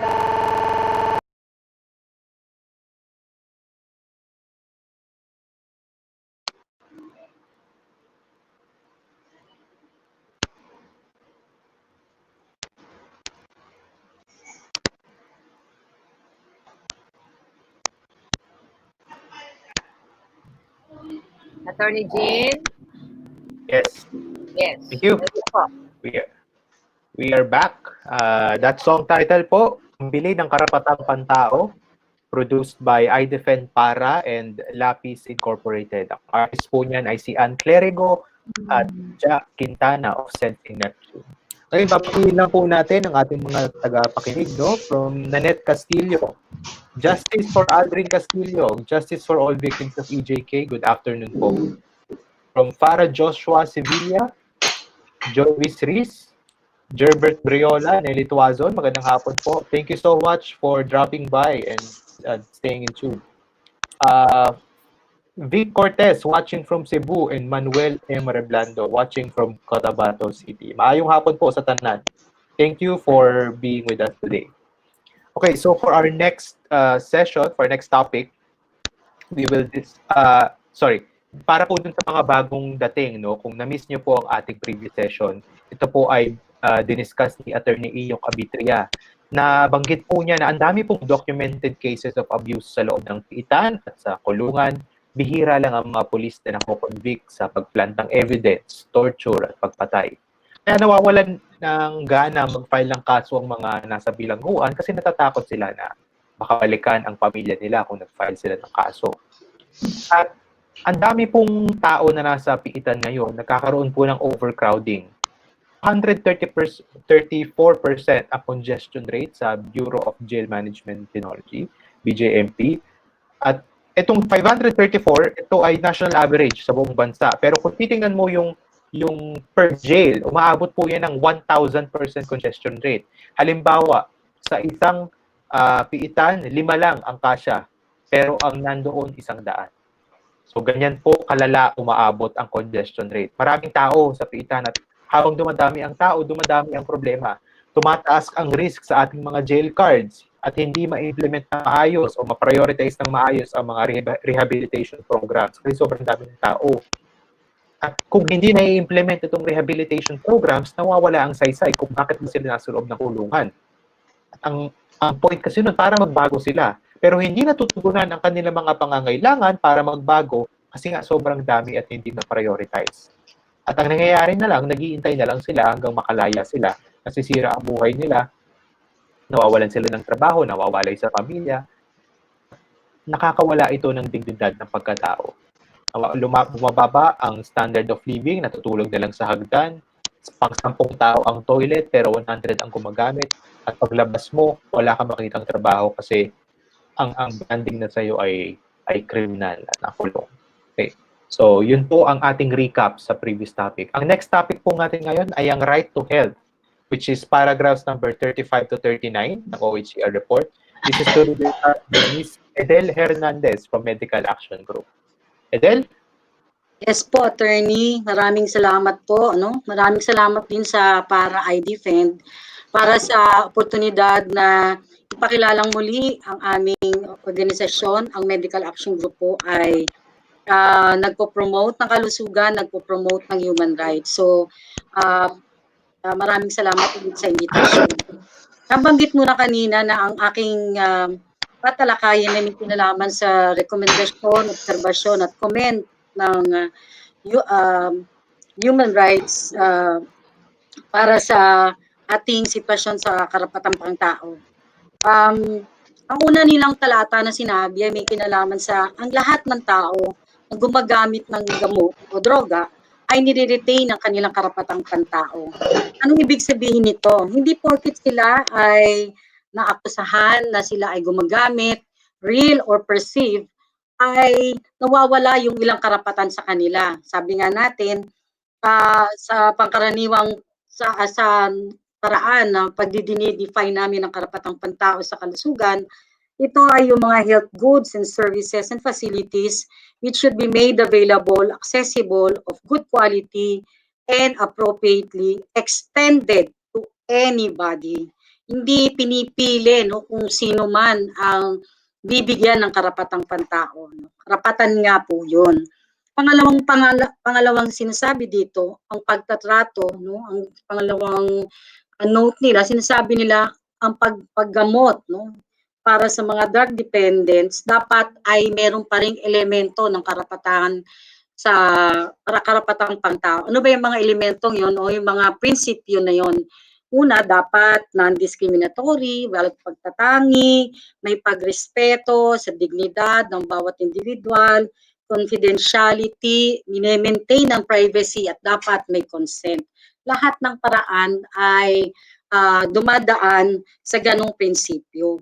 Bakit? Sapagkat ang lahat ng tao, bata, matanda, ay may karapatang pantao. Yun kagad ang kanilang pagtingin. Sabi nga natin, hindi kriminal ang pagtrato kahit na sila ay gumagamit ng droga. Tapos, sa pangalawang obserbasyon nila, merong ginawang mga tawag dito, ginawang in fairness to the government, meron silang ginawang aksyon, Ito yung sinasabi nilang Administrative Order 2019-005, yan yung pagkakaroon ng recovery clinics, Congratulate yun ng ating ng OCHR o ng HRC, subalit pero sinasabi din nila na ito ba, sa aming pagtingin, ito ba ay naiimplementa, Una, ano ba yung nilalaman ng guidelines na yun? Una, sinosort nila, Dapat ang tinatrato ay yung mga severely affected at saka yung mga mild hanggang mild to, sinasabi nila mild to moderate, nasa community-based yan. Ang nasa hospital lang or nasa facilities lang ay yung mga severe. So, lalo pa, pinaganda yung pagtingin na meron tayong tinatawag na recovery clinics. So, actually, pilot pa lang ito. Pero, ito ay, anong tinatanggap na kaso nito, Una, dapat ang mga, sinabi ko na kanina, ito ay mild to severe, mild to moderate pala. At pangalawa, sinasabi na ito ay nangangailangan ng assessment ng isang doktor, of course, para makitang ito ay nasa ang level o sinasabi natin masasort niya na siya ay nasa mild o nasa severe, mild to moderate levels. Pangalawa, sinasabi din na ito ay hindi pilitan.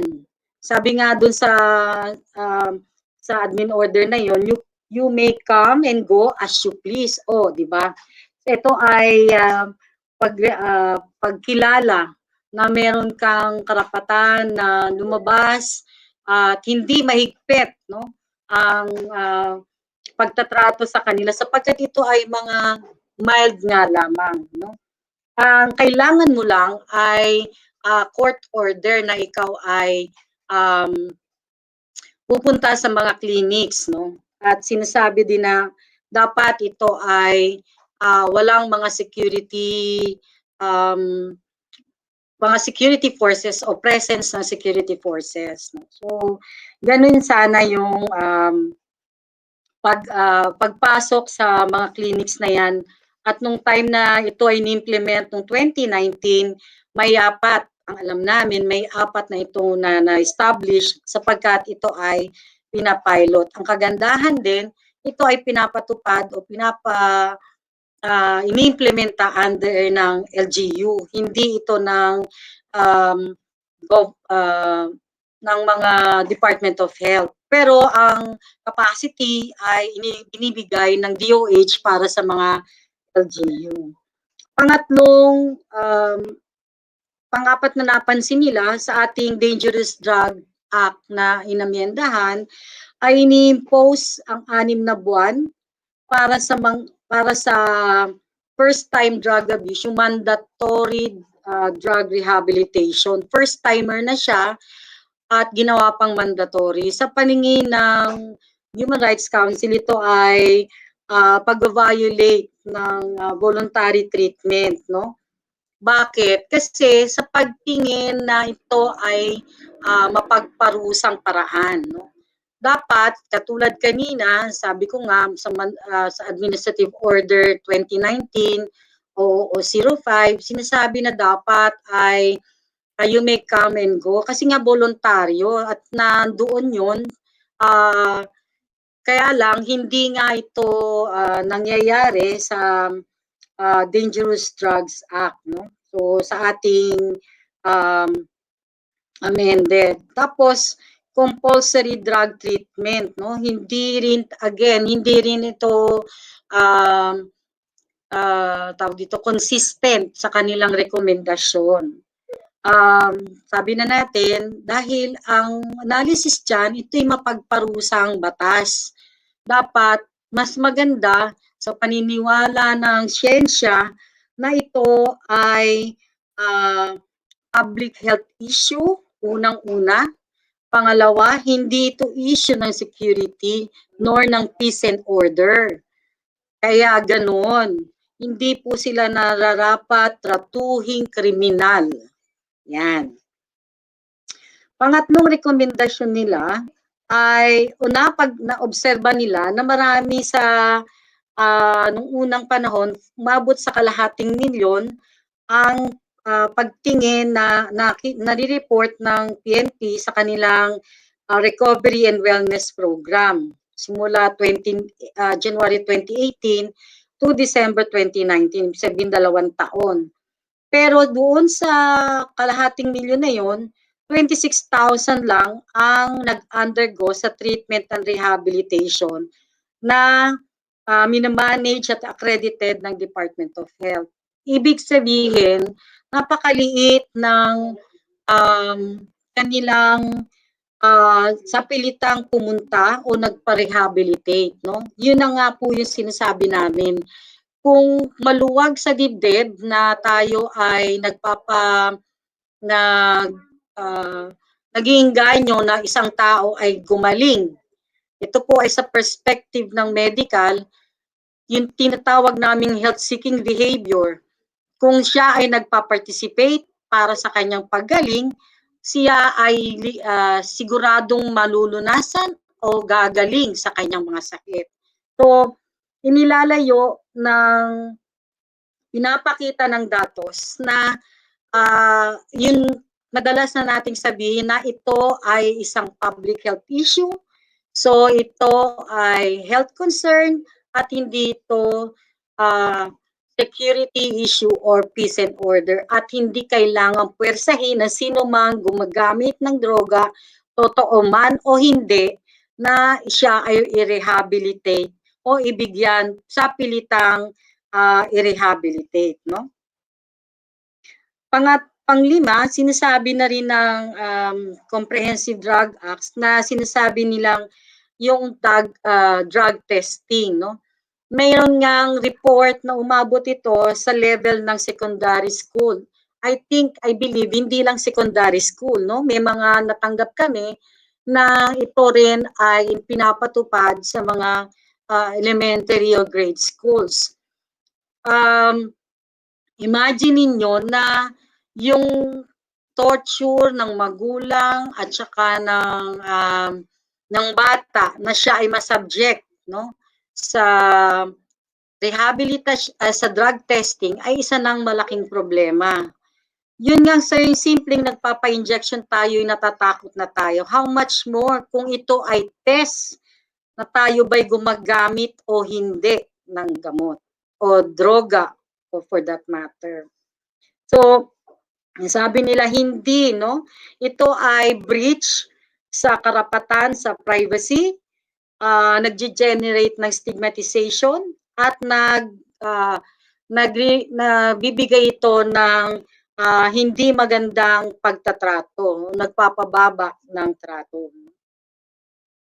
Isa pang sinasabi yung pagbibigay ng sanctions, no? Kaya sa first time offender, depende nga at sa tanda natin, no, sa pagkakatanda ko, pagka mababa lamang ang gramo ay hindi na dati kinukulong. So ngayon hindi na, no? So tinaas na nila yung kanilang sanctions to the point na dumami nga ang mga nakukulong, no? Pero pa yung sabi namin, observe namin na nung pinasurrender, dumadami na kasi ang napapatay at merong tinatawag tayong surrenderies. Sa surrenderies pa lang, nagtataka na kami, bakit sila sumurrender? May akusasyon ba kagad? Ang makakasagot niya yung mga abogado. Pero sa kami bilang medical action group at kami din ay may tungkuling pansinin ng mga kalagayan ng ating bilanggo o mga inmates, ay nagpadagdag ng bilang ang mga surrenderies sa mga ating kulungan. Ito ay nagbibigay din ng aming concern, no, o concern sa aming ginagawa at advokasya sapagkat ito ay nakakadagdag, no, sa problema sa kulungan. So hindi ko nababanggitin kung ano yung naging epekto, pero sigurado ako na kasalukuyang problema natin ito ngayon, lalo na sa pandemya. At bago pa magpandemya, ito na ay isang malaking problema sa kalusugan ng ating mga detainees, no? Isang dagdag nila yung paggamit, no, or mga personal use ay at sobrang criminalization sa personal use at disproportionate sa sentencing ng sentensya ay nagbibigay ng hirap para sa pag-obtain ng appropriate treatment sa mga drug users o drug dependents, no? Tawag namin mga mas drug dependents, no? Hindi ito ay isang sagaba sa kanilang paggamot o paggaling. So sinabi na natin kanina, hindi dapat ito tinatratong kriminal. So hindi pag-criminalize ang sa kasagutan sa kanila.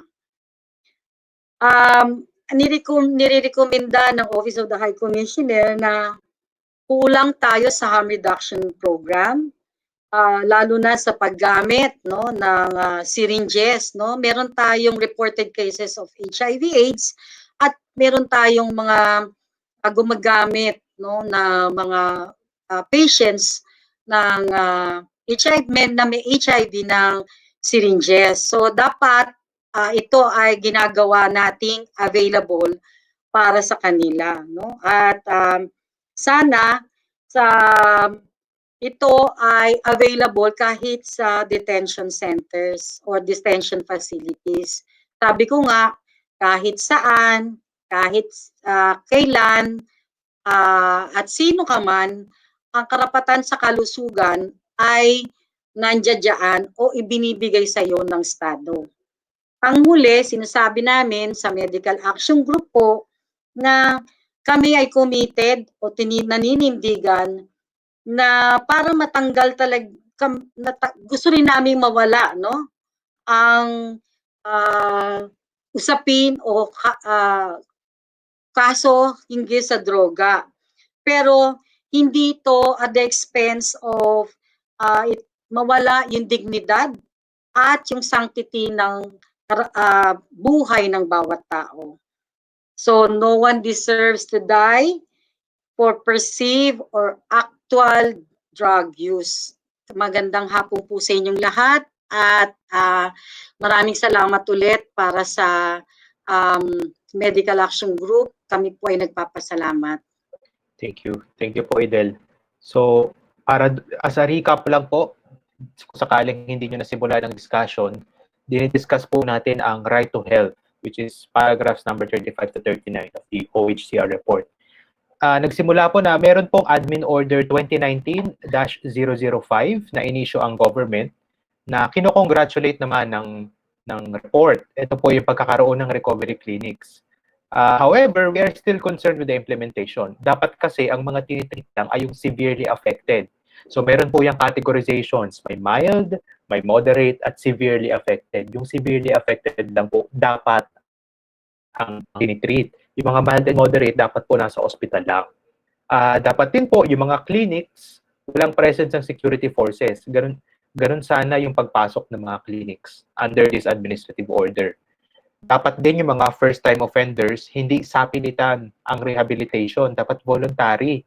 Kung first-time offender ka, pero hindi ito ang nangyayari sa Dangerous Drugs Act. Kasi masyadong punitive, masyadong mapagparusa ang framework ng Dangerous Drugs Act. Tungkol naman sa compulsory drug treatment, hindi ito consistent. Masyadong mapagparusa nga ang batas. Tandaan natin na ang drug use ay isang public health issue. Hindi po ito security, hindi ito peace and order issue. Kaya hindi dapat tratuhin na kriminal ang mga drug users. Drug users po, hindi po drug sellers, hindi drug traders. Yung mga users po ang hindi dapat tratuhin kriminal. Kaya kahit sobrang liit ng gramo lang, ikukulong ka na. Kaya dumadami lalo ang pinapatay, dumadami lalo ang kinukulong, tumataas ang congestion rate sa ating mga jails. Hindi rin proportionate ang sentensya doon sa extent ng personal use. Ayon po sa OHCHR report, hindi balakid ang paggamit nila, ang personal use nila sa kanilang paggaling. So, hindi sagabal ang kanilang paggamit. Actually, kasama ito sa proseso ng paggaling. Kaya hindi sila dapat, porket gumamit ulit sila, okay, pumunta na ng clinic, nabigyan ng treatment, at kasi ang process of rehabilitation, at some point, nangyayari na gumagamit ulit, dapat hindi sila ikulong. Dapat tratuhin ito as part of the process of rehabilitation. Nabanggit din na may mga surrenderies, pero bakit nga ba sila sumusurrender? Kung meron ba silang kaso? At itong mga surrenderies na ito, nagdagdag ito sa bilang ng mga nasa kulungan. Kaya kung titingnan natin ang kabuuan, sa tingin ko ay dala ito ng takot. Marahil iniisip nila kung mag-surrender ako, baka may chance na hindi ako patayin. Kung hindi ako mag-surrender, sapitan nila akong pupuntahan. So, pero yun lamang ay ang aking personal opinion at speculation. Okay, tingnan po natin ang comments mula sa ating mga viewers. Sabi po ni Niza, salamat Miss Edel sa pagbabahagi ng paninindigan ng iDEFEND sa usapin ng rights-based policy approach sa drugs issue. Dahil po ay mula kay Niza. Ayon po kay Gerbert Briola, please read Effective and Humane Ways to Manage the Drug Problem in the Philippines, a Human Rights and Public Health Perspective. Torture Journal, Volume 27, Number 1, 2017. Thank you so much for sharing this, Gerbert. Maraming salamat po. So, nandito na po tayo sa part ng ating programa na tatanungin po natin ngayon, ano nga ba ang recommendations? Na-identify na natin ang mga problema, na-identify natin ang findings. Now what? What should we do? Ano ba ang calls ng OHCHR sa mga topics na ito? Po, sila natin recommendations sa alleged widespread and systematic killings to be given by Dr. Nimia. Okay? So, Dr. Nimia, ano nga ba ang ating recommendations? Paano ba natin dapat i-address ang mga issues sa killings?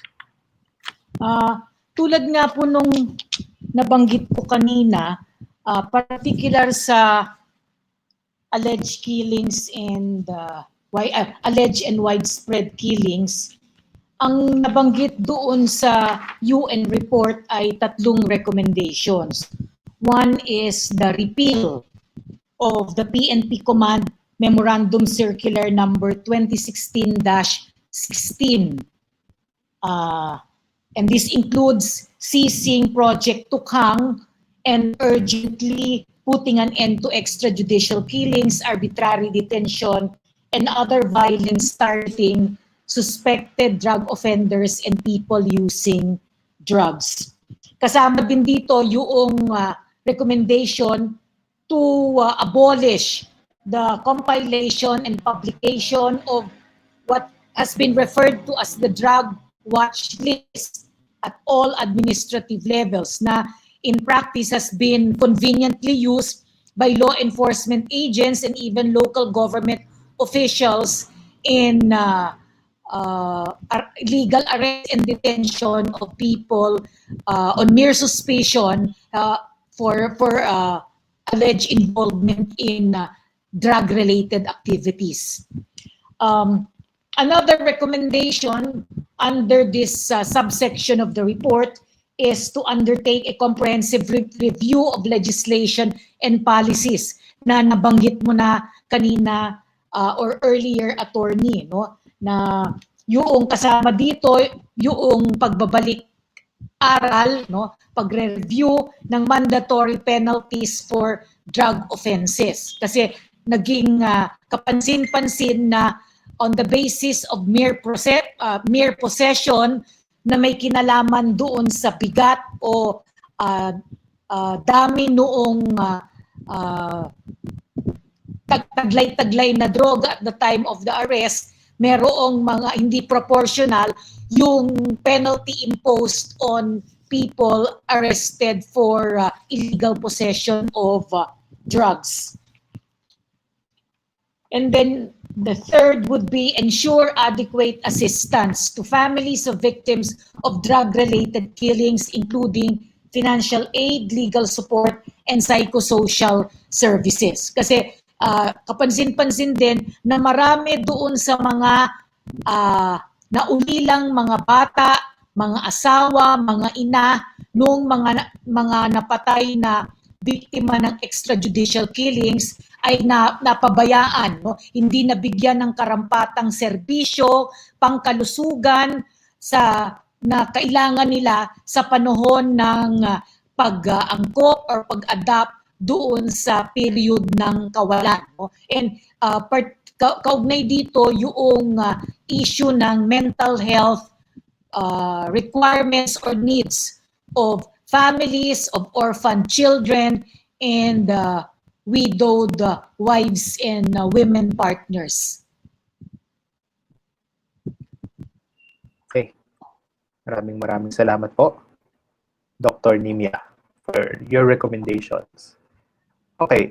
Ang susunod po ay recommendations on the obligation to investigate, prosecution, and justice to be delivered by Commissioner Karen. Commissioner Karen, what can you say? Ano po ang ating recommendations sa mga ganitong issues? Maybe I can refer to my PowerPoint. May iniwan ako doon na yun sa recommendations. Can we put it up? Anyway, dun sa next sa slide na tiningnan natin kanina. Yeah. Maybe the slide before that, I'm just gonna talk about parang a finding, no, na tingnan natin. Okay. So, ang sinasabi dito, given that there's widespread and systematic nature of the alleged killings and failure of the domestic mechanisms. Why is there a failure? Because we said nga that as of the so many investigations that have taken place, it only remains as an investigation. No status was even reported to government. The lack of coordination or the non-cooperation of our law enforcement officers and also government, no, dun sa pag-imbestiga yung local mechanism. So, sinasabi dito there's a failure of domestic mechanisms to ensure accountability. Thus far, meaning sa ngayon. So, ang sinasabi din to call on special procedures mandate holders. Ito yung mga special rapporteurs na sinasabi, no? That is part also of investigation.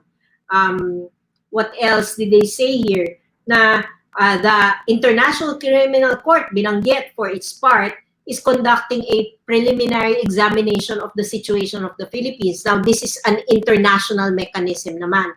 And then, the High Commissioner emphasizes the need, and this is very important. That's why I put it here, no? Because it's a finding that there is a need for an independent and impartial and effective investigation into the killings.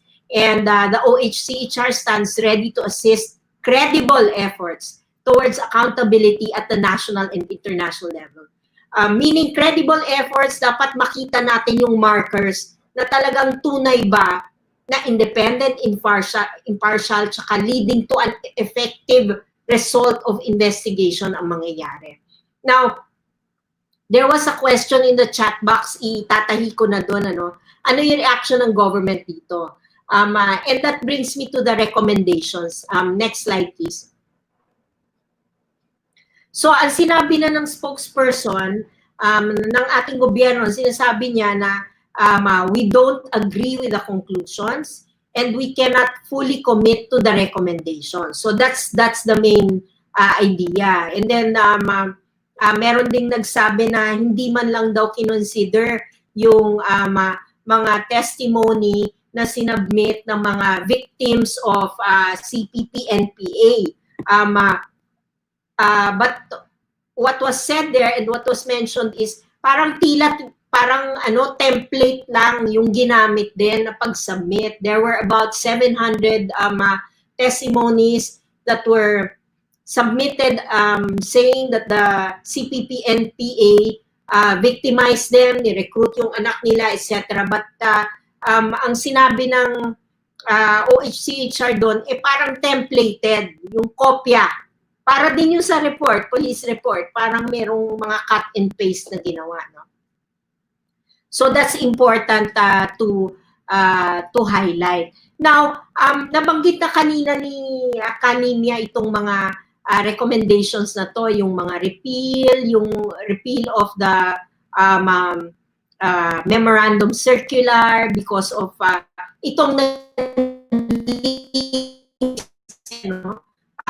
and I suppose this one will not be taken by government kasi sinabi na nga that they cannot fully comply or agree with the recommendations. Undertake comprehensive review of legislation, that's still ongoing anyway. But of course, we have to take to heart what is happening right now in the imminent passage of the anti-terror bill. Of course, yung cyber libel conviction is also a cause for concern because ang issue talaga doon is a republication of an original article that was published 4 months prior to the passage of the Cyber Libel Act. Will it be valid? So in that case, syempre, sinabi na ng trial court na guilty nga, so the appeals process now begins. So. And then assure adequate assistance to victims. Again, right to remedy, no? Including financial aid, compensation, etc. Legal support, psychosocial services, including economic support, no? Or livelihood support. Next slide, please. Yung next slide. Okay. So, ito naman yung sinasabi regarding national security laws and policies. At the beginning of the report, ang sinabi ng OHCHR na hindi lang itong feature na to ang nakikita sa gobyerno ngayon of the day, no? Government of the day. Pero previously, bakit tila palaging ang focus is on national security threats? It's always ang solution palaging law enforcement, ang approach, criminalization palagi ang approach. So dapat tingnan nila in a broader spectrum. That's why we are offering the human rights-based approach. And we heard Edel earlier saying that yun nga, yung right to health approach din nung campaign against illegal drugs, no? And again, yung review EO 17, its implementation with the rule of law. So ito yung mga including Memorandum Order 32, no? So ito yung mga nagiging basis kasi dun sa marahas na pag-implement ng illegal drugs campaign that results into the deaths of so many, no? Not only the deaths, but according to Attorney Iyok also, is kaya nga na-compound yung problem ng congestion sa atin, no? Next slide, please.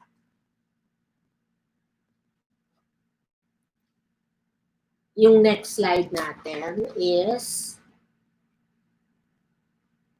Okay, this one is about accountability. And ito yung karugtong ng impunity, no? Kung may impunity, walang accountability. Pero kung may accountability, walang impunity. So, again, it's a focus on independent investigations. It's a focus on prompt, impartial, thorough, transparent investigations, including the ones that they say na nanlaban, including the ones they say that unknown assailants. All those must be investigated. And then, with a view to successful prosecution, as well as yung mabigyan ng karapatang remedy yung victims at families. Improve the systems to comply and publish consistent disaggregated data on all allegations of extrajudicial killings. And this is something that we have to take to heart also, no? Kasi ang daming nagbabanggaan na numero. Pero at the end of the day, let's count who actually died as a result, no? Who were actually killed in police operations. Compare and contrast the data that civil society has, that the Commission on Human Rights has, and even the government. But just to say that Commissioner quoted in this particular report were actually government data.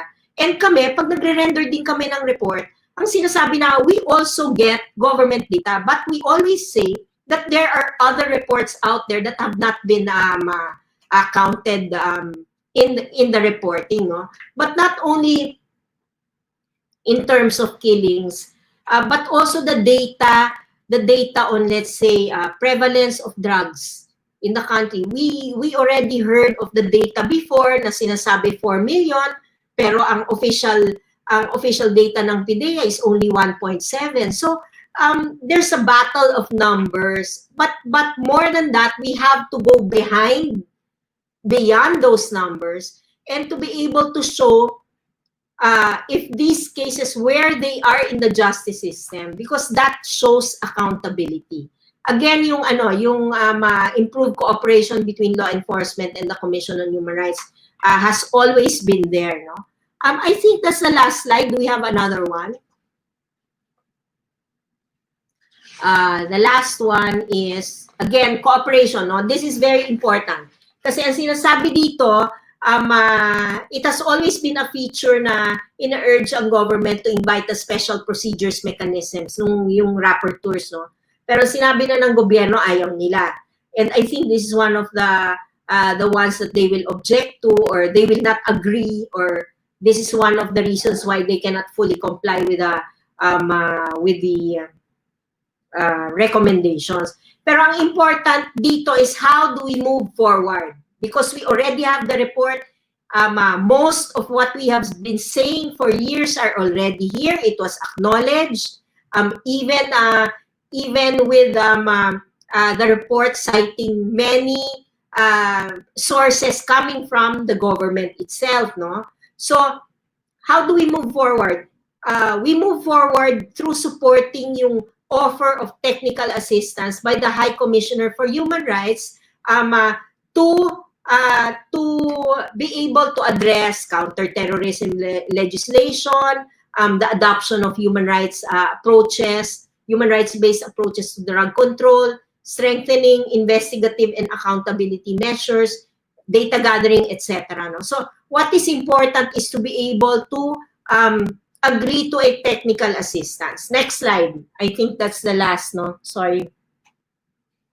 Ito naman, again, technical cooperation, mandate OHCHR to continue, and this is addressed to the Human Rights Council, yung mga miyembro ng Human Rights Council na makikinig dun sa report at mag-a-act tungkol sa mga recommendations din. So, ang set of recommendations na to is towards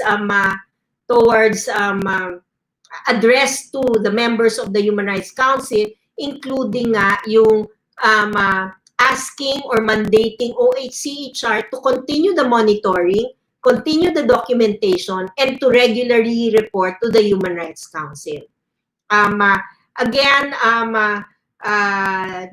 Last 2 points is that absence of clear and measurable outcomes from domestic mechanisms. Sabi ng OHCHR sa members of the Human Rights Council, consider the option for international accountability measures. And that includes, of course, ICC. That could include, let's say, a commission of inquiry, or that could include others like special procedures mechanism as well. Last point is that we have to remain engaged. We have to be vigilant. And we have to report on possible reprisals against human rights defenders arising out of this report. So yun lang po ang aking mas-share. Thank you. Thank you po, Comm Karen, for that comprehensive recommendations. Next, we will look at the deprivation of liberty situations of PDL by Attorney Iyok. Ano masasabi po ninyo, Attorney Iyok, as recommendations? Ayun, Jean. Meron pa? Yes, narinig po namin kayo. Okay. Number 1 siguro para recommendation para sa Congress, to amend yung ating batas to nakunin nila yung recommendation din nila Ate Eden kanina, na magkaroon or palakasin yung public health perspective doon sa implementation ng prevention ng drugs, no? And hopefully yung harm reduction ay magkaroon ng maging open-minded ang ating mga legislators sa harm reduction. And na ang harm reduction ay hindi lang tungkol doon sa pag-i-inject, no, ng drugs sa isang clinic, kundi ang harm reduction is actually to minimize yung risk at harm sa bawat tao, no, including of course hopefully ay wala nang mamamatay when we have operations, no, when we have operations para doon or in implementing RA 9165. What else? Hopefully, the legislature should also consider, no, yung nasa maging proportionate yung punishment doon sa mga crimes na nakalatag sa batas. Kasi tingnan mo, mas mabigat pa ang parusa para doon sa nagbebenta ng 0.01 gram na shabu kaysa doon sa nagcommit ng rebellion sa kudeta. And hopefully may criminalize yung use and possession for use, especially ng mga drug dependents, kasi criminalization is not the solution. Hindi naman pagkakulong ang problema, ang kailangan nila. Ang kailangan nila siguro ay, sabi nga natin kanina, ay health intervention para mawala yung kanilang drug dependency. And alternatives to imprisonment, I hope Congress should also consider that hindi sa lahat ng pagkakataon ay epektibo ang imprisonment. Sometimes yung imprisonment ay nagbibigay pa ng iba-ibang consequences katulad ng nabanggit natin kanina para mas matraumatize ang isang tao at malamang sa malamang ay mas tiluklok pa siya doon sa pagiging dependent niya. at mas lumala pa yung kanyang addiction. Sa executive, I think dapat maging maayos yung pagpapatupad ng RA 9165. It's very clear sa RA 9165 ang policy making body when it comes to drug issues, no, ay ang Dangerous Drugs Board. Pero nakakatuwa lang kasi ang Oplan-Tokhang Memorandum Circular 2016-16 ay in-issue ng PNP na kung titingnan mo sa ating batas ay hindi nga sila ang primary law enforcement agency when it comes to dangerous drugs. PDEA ang primary agency, law enforcement agency. Pero yun, ang weird lang. So I think, and then may ICAD pa, di ba? And when you look at ICAD, ang composition niya is the same as the Dangerous Drugs Board. And ang naging head lang is mga law enforcement agencies. So siguro dapat ipatupad mo maayos yung batas, no? Yung sistema na nakalagay sa batas. For the CHR, I think a recommendation, although marami na ring initiatives ang CHR, pero I think one of those na kailangan siguro ma-improve is yung maging dynamic sa pag-execute ng kanilang visitorial powers. Kasi ang hirap kapag maghihintay lang ang CHR, for example, ng reklamo from PDLs na ito yung problema namin sa jails or sa criminal justice system. When in fact, nabanggit ko nga kanina, bihira ang magre-reklamo, so, at bihira ang magsasign ng notarized na statement. So kailangan siguro tayo ang lumapit doon sa mga PDLs. Hopefully they can organize more multi-sectoral fact-finding committees every time there is an alleged human rights violation sa loob ng jails. Halimbawa, yung deaths sa loob ng jail, overcrowding, etc. While pumupunta sila doon sa jail para imbestigahan ito, pero I think makakatulong din kung multi-sectoral, may representative yung iba-ibang mga sector sa pagpunta doon. And then hopefully the CHR can issue specific standards to implement yung Mandela rules, yung ating standard minimum treatment ng ating prisoners. Kailangan localize siya sa sitwasyon ng Pilipinas. And of course, para maging klaro para sa mga jail guards kung ano ang mga specific na kailangan nilang sundin. Para sa law enforcement, I think we recommend na sana maging transparent sila sa kanilang operations. Pwede nating ibalik sa kanila yung sinasabi nila. Kung wala namang ginagawa, bakit matatakot na maging transparent? Kung wala namang ginagawang masama, bakit natatakot na magkaroon ng body cam? So mahalaga kasi yung transparency para mas lalong lumakas yung tiwala natin sa law enforcement agencies. Although sabi mo nga din kanina, napakahirap nung sa ayas nila yung internal affairs. Pero we're still hoping na mapalakas nila yung kanilang internal affairs and na maging transparent sila in investigating layos, no? And then siguro ito, we recommend na sana ma-modify yung performance indicators ng law enforcement officers. Kasi ang performance indicator ngayon ay parang paramihan ng mahuhuli at paramihan ng quote-unquote papatayan, no, or mamamatay. So parang yun yung lumalabas na nagiging performance indicator. Sana hindi gano'n ang performance indicator. Kasi pagka ganyan, mapipilitan kahit sinong PNP law enforcement officer, mapipilitan na madami ang aarestuhin kahit hindi naman talaga dapat. Kasi kung yun yung indicator, lalo pa siguro kung may pananakot pa yun mula sa taas na kailangan makaganito kayo, makarami kayo, otherwise malilipat kayo or makakasuhan kayo. So kapag ng performance indicator, ay mahirap para sa yun, mahirap even sa mga matino na mga kapulisan natin. And then for the prosecutors, number one siguro sa children, no? Yung mga children na ginagamit na maging drug courier, I think they should be treated as victim of human trafficking under the expanded anti-trafficking law and not as CICL. Kasi palagi nilang tinutuluyan. Pero if you look at the anti-trafficking law, these children are victims of human trafficking. no? Kasi sila ay exploited to actually to become drug couriers. And sa anti-trafficking law, kapag ang isang bata ay biktima, dapat wala silang criminal liability at dapat sila ay bibigyan ng support at pinoprotektahan pa nga dapat natin sila. Pero mukhang baliktad yung nangyayari. Sila pa yung nadidiin kasi hindi na mahanap yung mga yung mga gumamit sa kanila. And then siguro ay yung recommendation ng Supreme Court sa People versus Lim kung saan ay maging stricto, no, sa pag-file ng mga cases, lalong-lalo na kung hindi sinusunod ang Section 21 or yung chain of custody. Sana ay maging sana ay masunod na strictly ng ating mga prosecutors.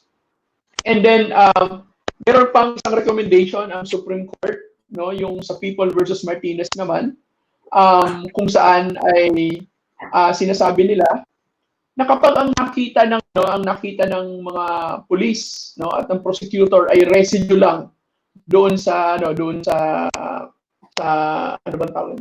paraphernalia or doon sa sachet, sana ang ikaso ay hindi possession. Sana ang ikaso ay hindi possession ng paraphernalia or possession ng drugs. Although tama din yon, pero sana hindi yon. Kasi ang kaso dapat niya ay using Section 15. Kasi sabi ng Supreme Court, kapag Section 15 ang kinaso mo, it will open, no, opportunities para magkaroon ng voluntary submission, para magkaroon ng rehabilitation, which is not available kapag ang kinaso mo ay possession, Section 11, or possession ng drug paraphernalia. 2010 na case pa yon ng People versus Martinez. And kung makikita, kung titingnan niyo naman yung mga kaso, minsan ang liliit talaga ng quantity ng mga drugs, no, ng mga shabu na nakukuha. For the LGUs, for the local government units, we recommend to strengthen the BADAC, no, the Barangay Anti-Drug Abuse Council, and provide the necessary skills in addressing the health issue of drug dependence. Kasi we have talked to some BADACs, no, and wala silang skills kung paano i-address o tugunan yung problema ng drug dependency. Kaya nga, nung biglang binaba, no, na bahala na yung mga barangay dyan, yung LGUs. So ano yung nangyari? Di sumba lang yung nakuha nila. Although may mga barangay na mga magagaling talaga, no? So nag-search sila. Pero I hope, no, that the LGU should also kumbaga matulungan din sila, no, na magkaroon ng tamang kasanayan para i-address or tugunan yung problema ng drug dependence. And then we hope that the LGU should help the PDLs, yung mga makakalaya, na ma-reintegrate sa pamayanan at sa kanilang pamilya. Why? Kasi they need support.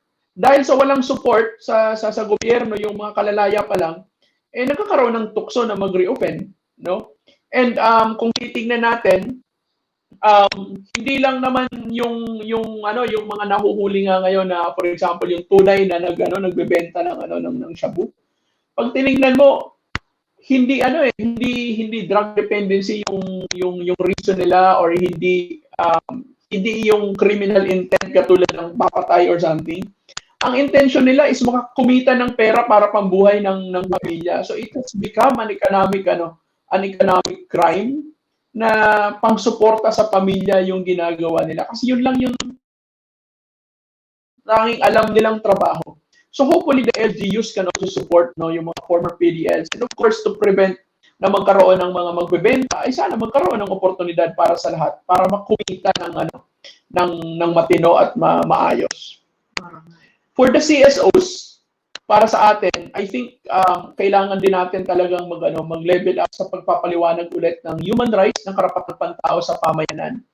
Kasi yun nga yung nakita natin. Parang tayo pa mismo yung parang sasabihin, naku, muna natin pag-usapan yung human rights kasi baka iba yung maramdaman ng mga tao. So parang nakakalungkot lang. So although yun, baka pwede natin pagtulong-tulungan yun kung paano natin maipaliwanag ulit na ang karapatang pantao ay hindi sagabal sa pagpapatupad ng mga batas. At hindi ito sagabal para sa pulis. Bagkus ito ay napakalagang bagay, no, para mas maipatupad natin yung, halimbawa, yung 9165 ng maayos at yung iba pang mga criminal law sa Pilipinas. And lastly, para sa lahat, I think we have to be sensitive sa mga pangangailangan ng bata na affected ng campaign against illegal drugs kasi minsan nakakalimutan din natin sila. lalong-lalo na yung, not only yung mga directly affected, katulad ng mga drug-dependent na bata, or yung mga exploited as drug couriers, or yung mga na-detain na, pero yung mga indirectly affected, no, na mga bata. Halimbawa, yung orphan, sino ngayon ang mag-aalaga sa kanila doon sa mga yung mga namatay yung tatay, namatay yung nanay? Paano yung kanilang nabanggit din kanina yung psychosocial support, kasi yung trauma na naranasan nila.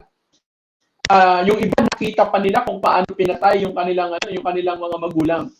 And can you imagine kung ano yung effects noon sa kanila? And then of course, yung mga anak ng mga PDL, yung current na mga nakakulong because of the war on drugs, lalong-lalo pa kung nanay yung nakakulong. So I think mahalaga din yon na maging sensitive tayo sa kanila. Yung mga bata na naninirahan kasama yung mga drug dependent sa loob ng bahay nila. No, hindi drug dependent yung bata, pero halimbawa drug dependent yung kasama nila, baka mamaya madamay din sila doon sa operations or sa kung ano man. And then of course, yung mga bata na naninirahan doon sa mga areas kung saan meron pa ring drugs. So I think we have to be sensitive doon sa mga bata, and hopefully ay hindi rin sila makalimutan every time na may na may mga programa or even sa report, for example, ng OACHR. So yun lang, maraming salamat. Thank you. Thank you, Iyok. Maraming salamat po. Time check lang po, it's 6:17 p.m. So, Edel, isang mabilis na recommendation na lang for health. Ano pong ating mai-recommend?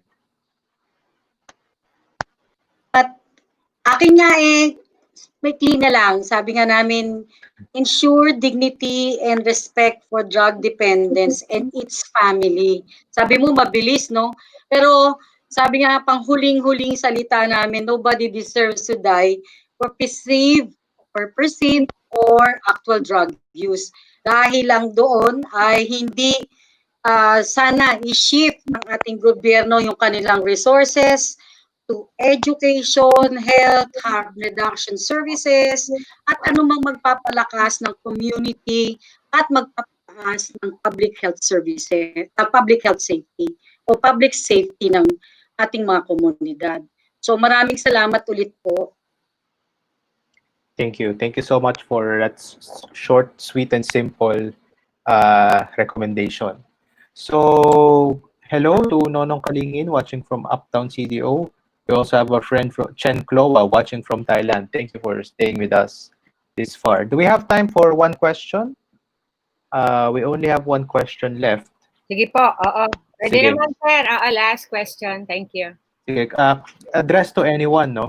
Anyone of the speakers. May possibility po na magkaroon ng UN International Commissions on Inquiry similar to Myanmar situation as a response to situations of serious human rights violations. What do you think? Is this a reasonable expectation? Is this a reasonable possibility? A UN International Commissions on Inquiry? Anyone can answer. Feel free to answer. Maybe I can... Kanin mo, Yes, ikaw. yes. Gusto mo? Ikaw na lang.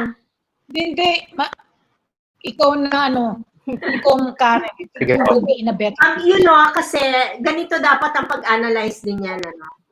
That will be voted upon in the Human Rights Council.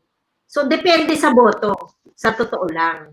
Ngayon, kung mapakita ng gobyerno na between now and perhaps a few months from now, they will be able to show that domestic remedies are working with clear and measurable targets, and these are credible efforts, and we will see successful prosecutions, but not only successful prosecutions, but also time served for those who have committed those crimes, then maybe there's no need for that. Kasi the best solution is really on the ground.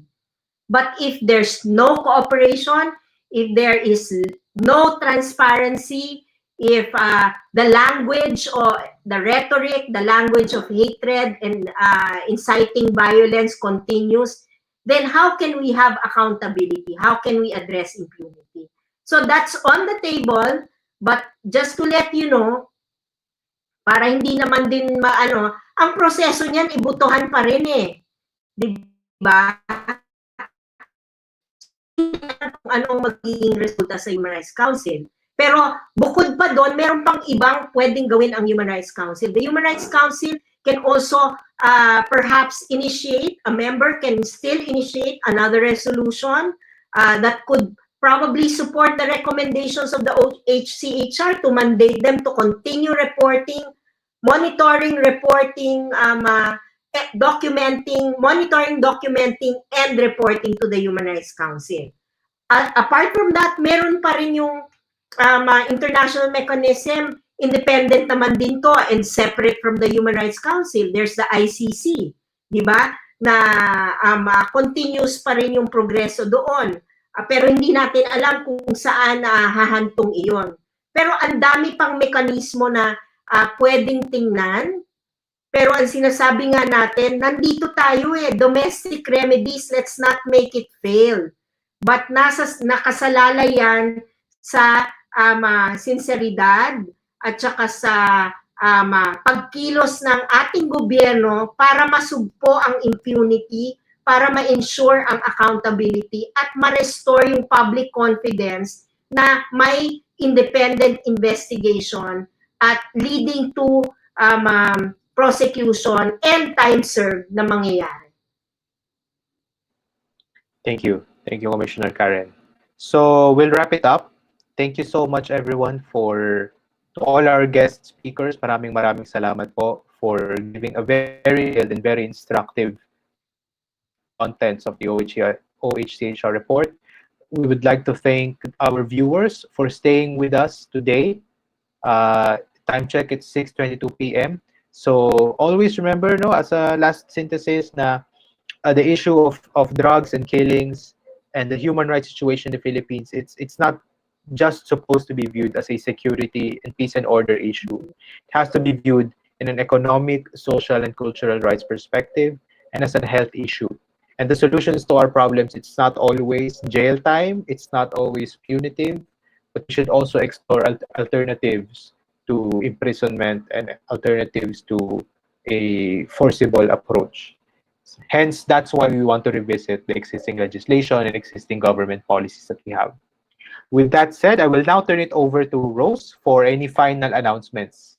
So, Ms. Rose, take it away, please.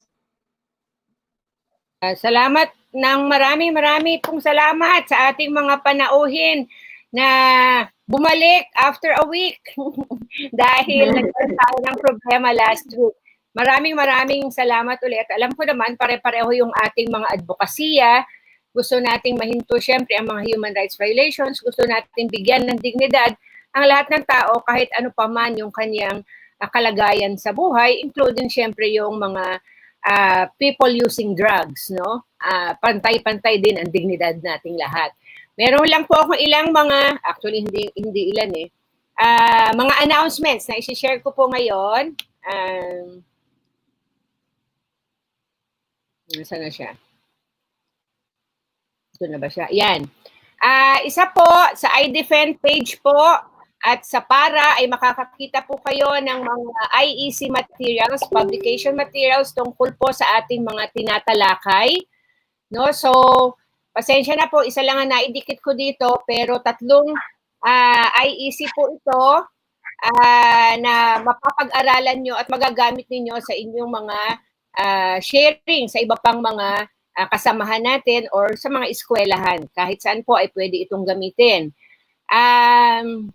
Susunod po ay katulad ng binanggit natin, itong June 25, ito yung ating discuss tungkol sa war on drugs. Sa June 29 po ay laban para sa palaban. Ito naman yung issue ng national security and civic space. Sa July 2, ang title po ay Inagawan, Ninakawan at Pinagsamantalahan. Ito po ang mga sitwasyon ng ating mga katutubo, ng mga lumad, ng ating mga magsasaka at mga internally displaced people. At ang panghuling serye po, kasama pa rin sa report, ay Dila ng Dikta at Dahas. Ito naman po ang topic tungkol sa incitement to hatred and violence. Katulad ng naging pagtalakay natin ngayon, ang ating mga guests po ay pag-uusapan ito at pag-uusapan din ano-ano yung mga rekomendasyon ng Office of High Commissioner sa Pilipinas. Pero sa June 30, napaka-importante po, 4 p.m. Manila time sa Geneva, 10 a.m. po ito, ay tatalakayin na ang report sa Pilipinas ng Human Rights Council.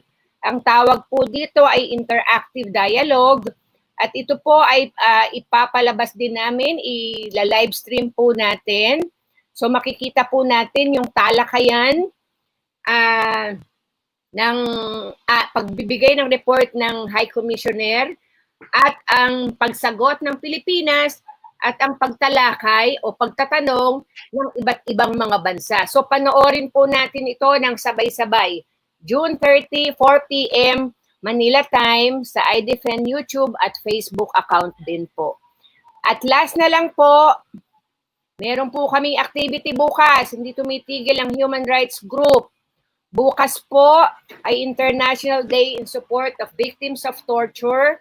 Sa umaga po, alas 8 ng umaga, iniimbitahan namin kayo. Basta tayo ay mga nakamask, naka-face shield, at nag-o-observe ng physical distancing, magsama-sama po tayo sa liwasang Pepe Jokno ng Commission on Human Rights para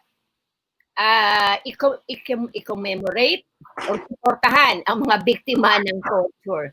Ang title po ay Basta Rage Against Torture ng Terror Law. At alas 2 po ng hapon ay meron din tayong live stream. Ang pamagat naman po is Torture, Part of the New Normal. Magsasalita po ang ating Interim National Preventive Mechanism members, ang Commission on Human Rights, at mga civil society organizations. So samahan nyo kami. Yung umaga po ay live coverage po. So makikita nyo blow by blow kung ano ang aming gagawin sa CHR at yung iba pa nating kasama na sa kanilang mga opisina at bahay. Again, maraming salamat po sa inyong walang sawang pakikinig at pag-aaral ng karapatang pantao kasama namin. Salamat po. Thank you. Video na lang. Isang Salamat po. video na maganda at makabagbag damdamin. Teka, salamat.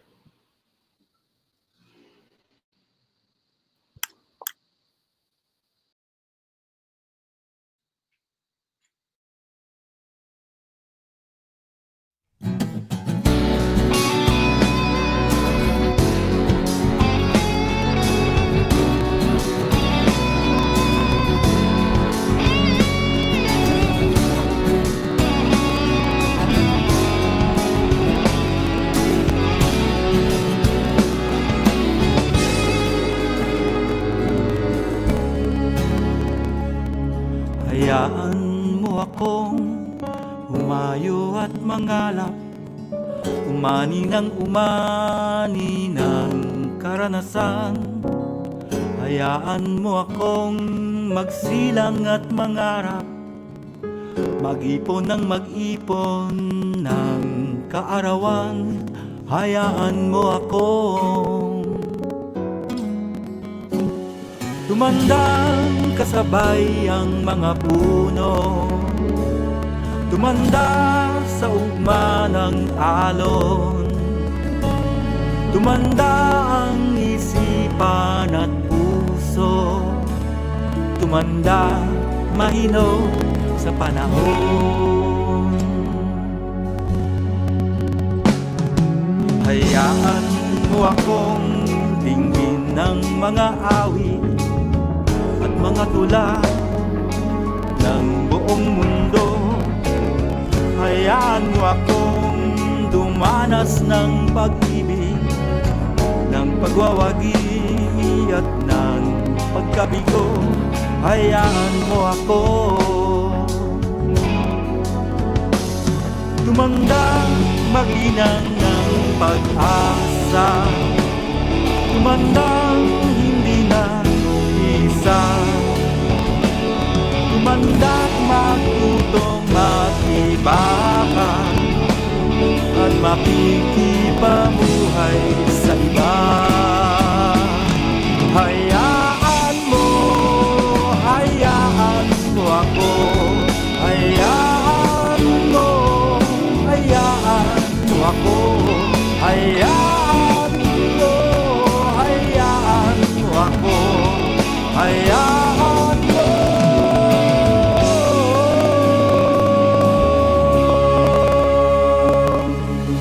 Hayaan mo akong subukin at subukan upang lutasin ang mga bugtong. Hayaan mo akong hanapin at hanapan upang tuklasin ang mga tanong. Hayaan mo ako. Hayaan mo ako. Hayaan mo ako. Hayaan mo ako. Hayaan mo.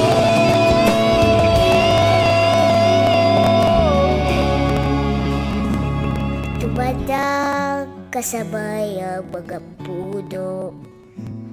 Tumadak sa madang alon. Tumadak isipan at puso. Tumadak mahidong sa panahon.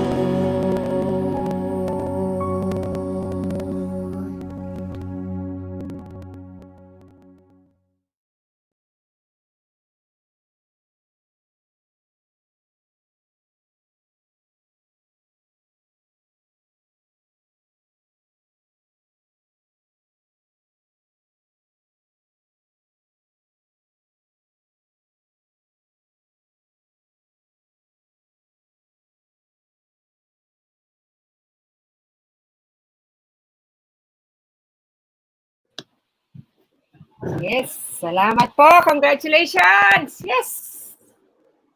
Thank you, Adele. Salamat ng marami.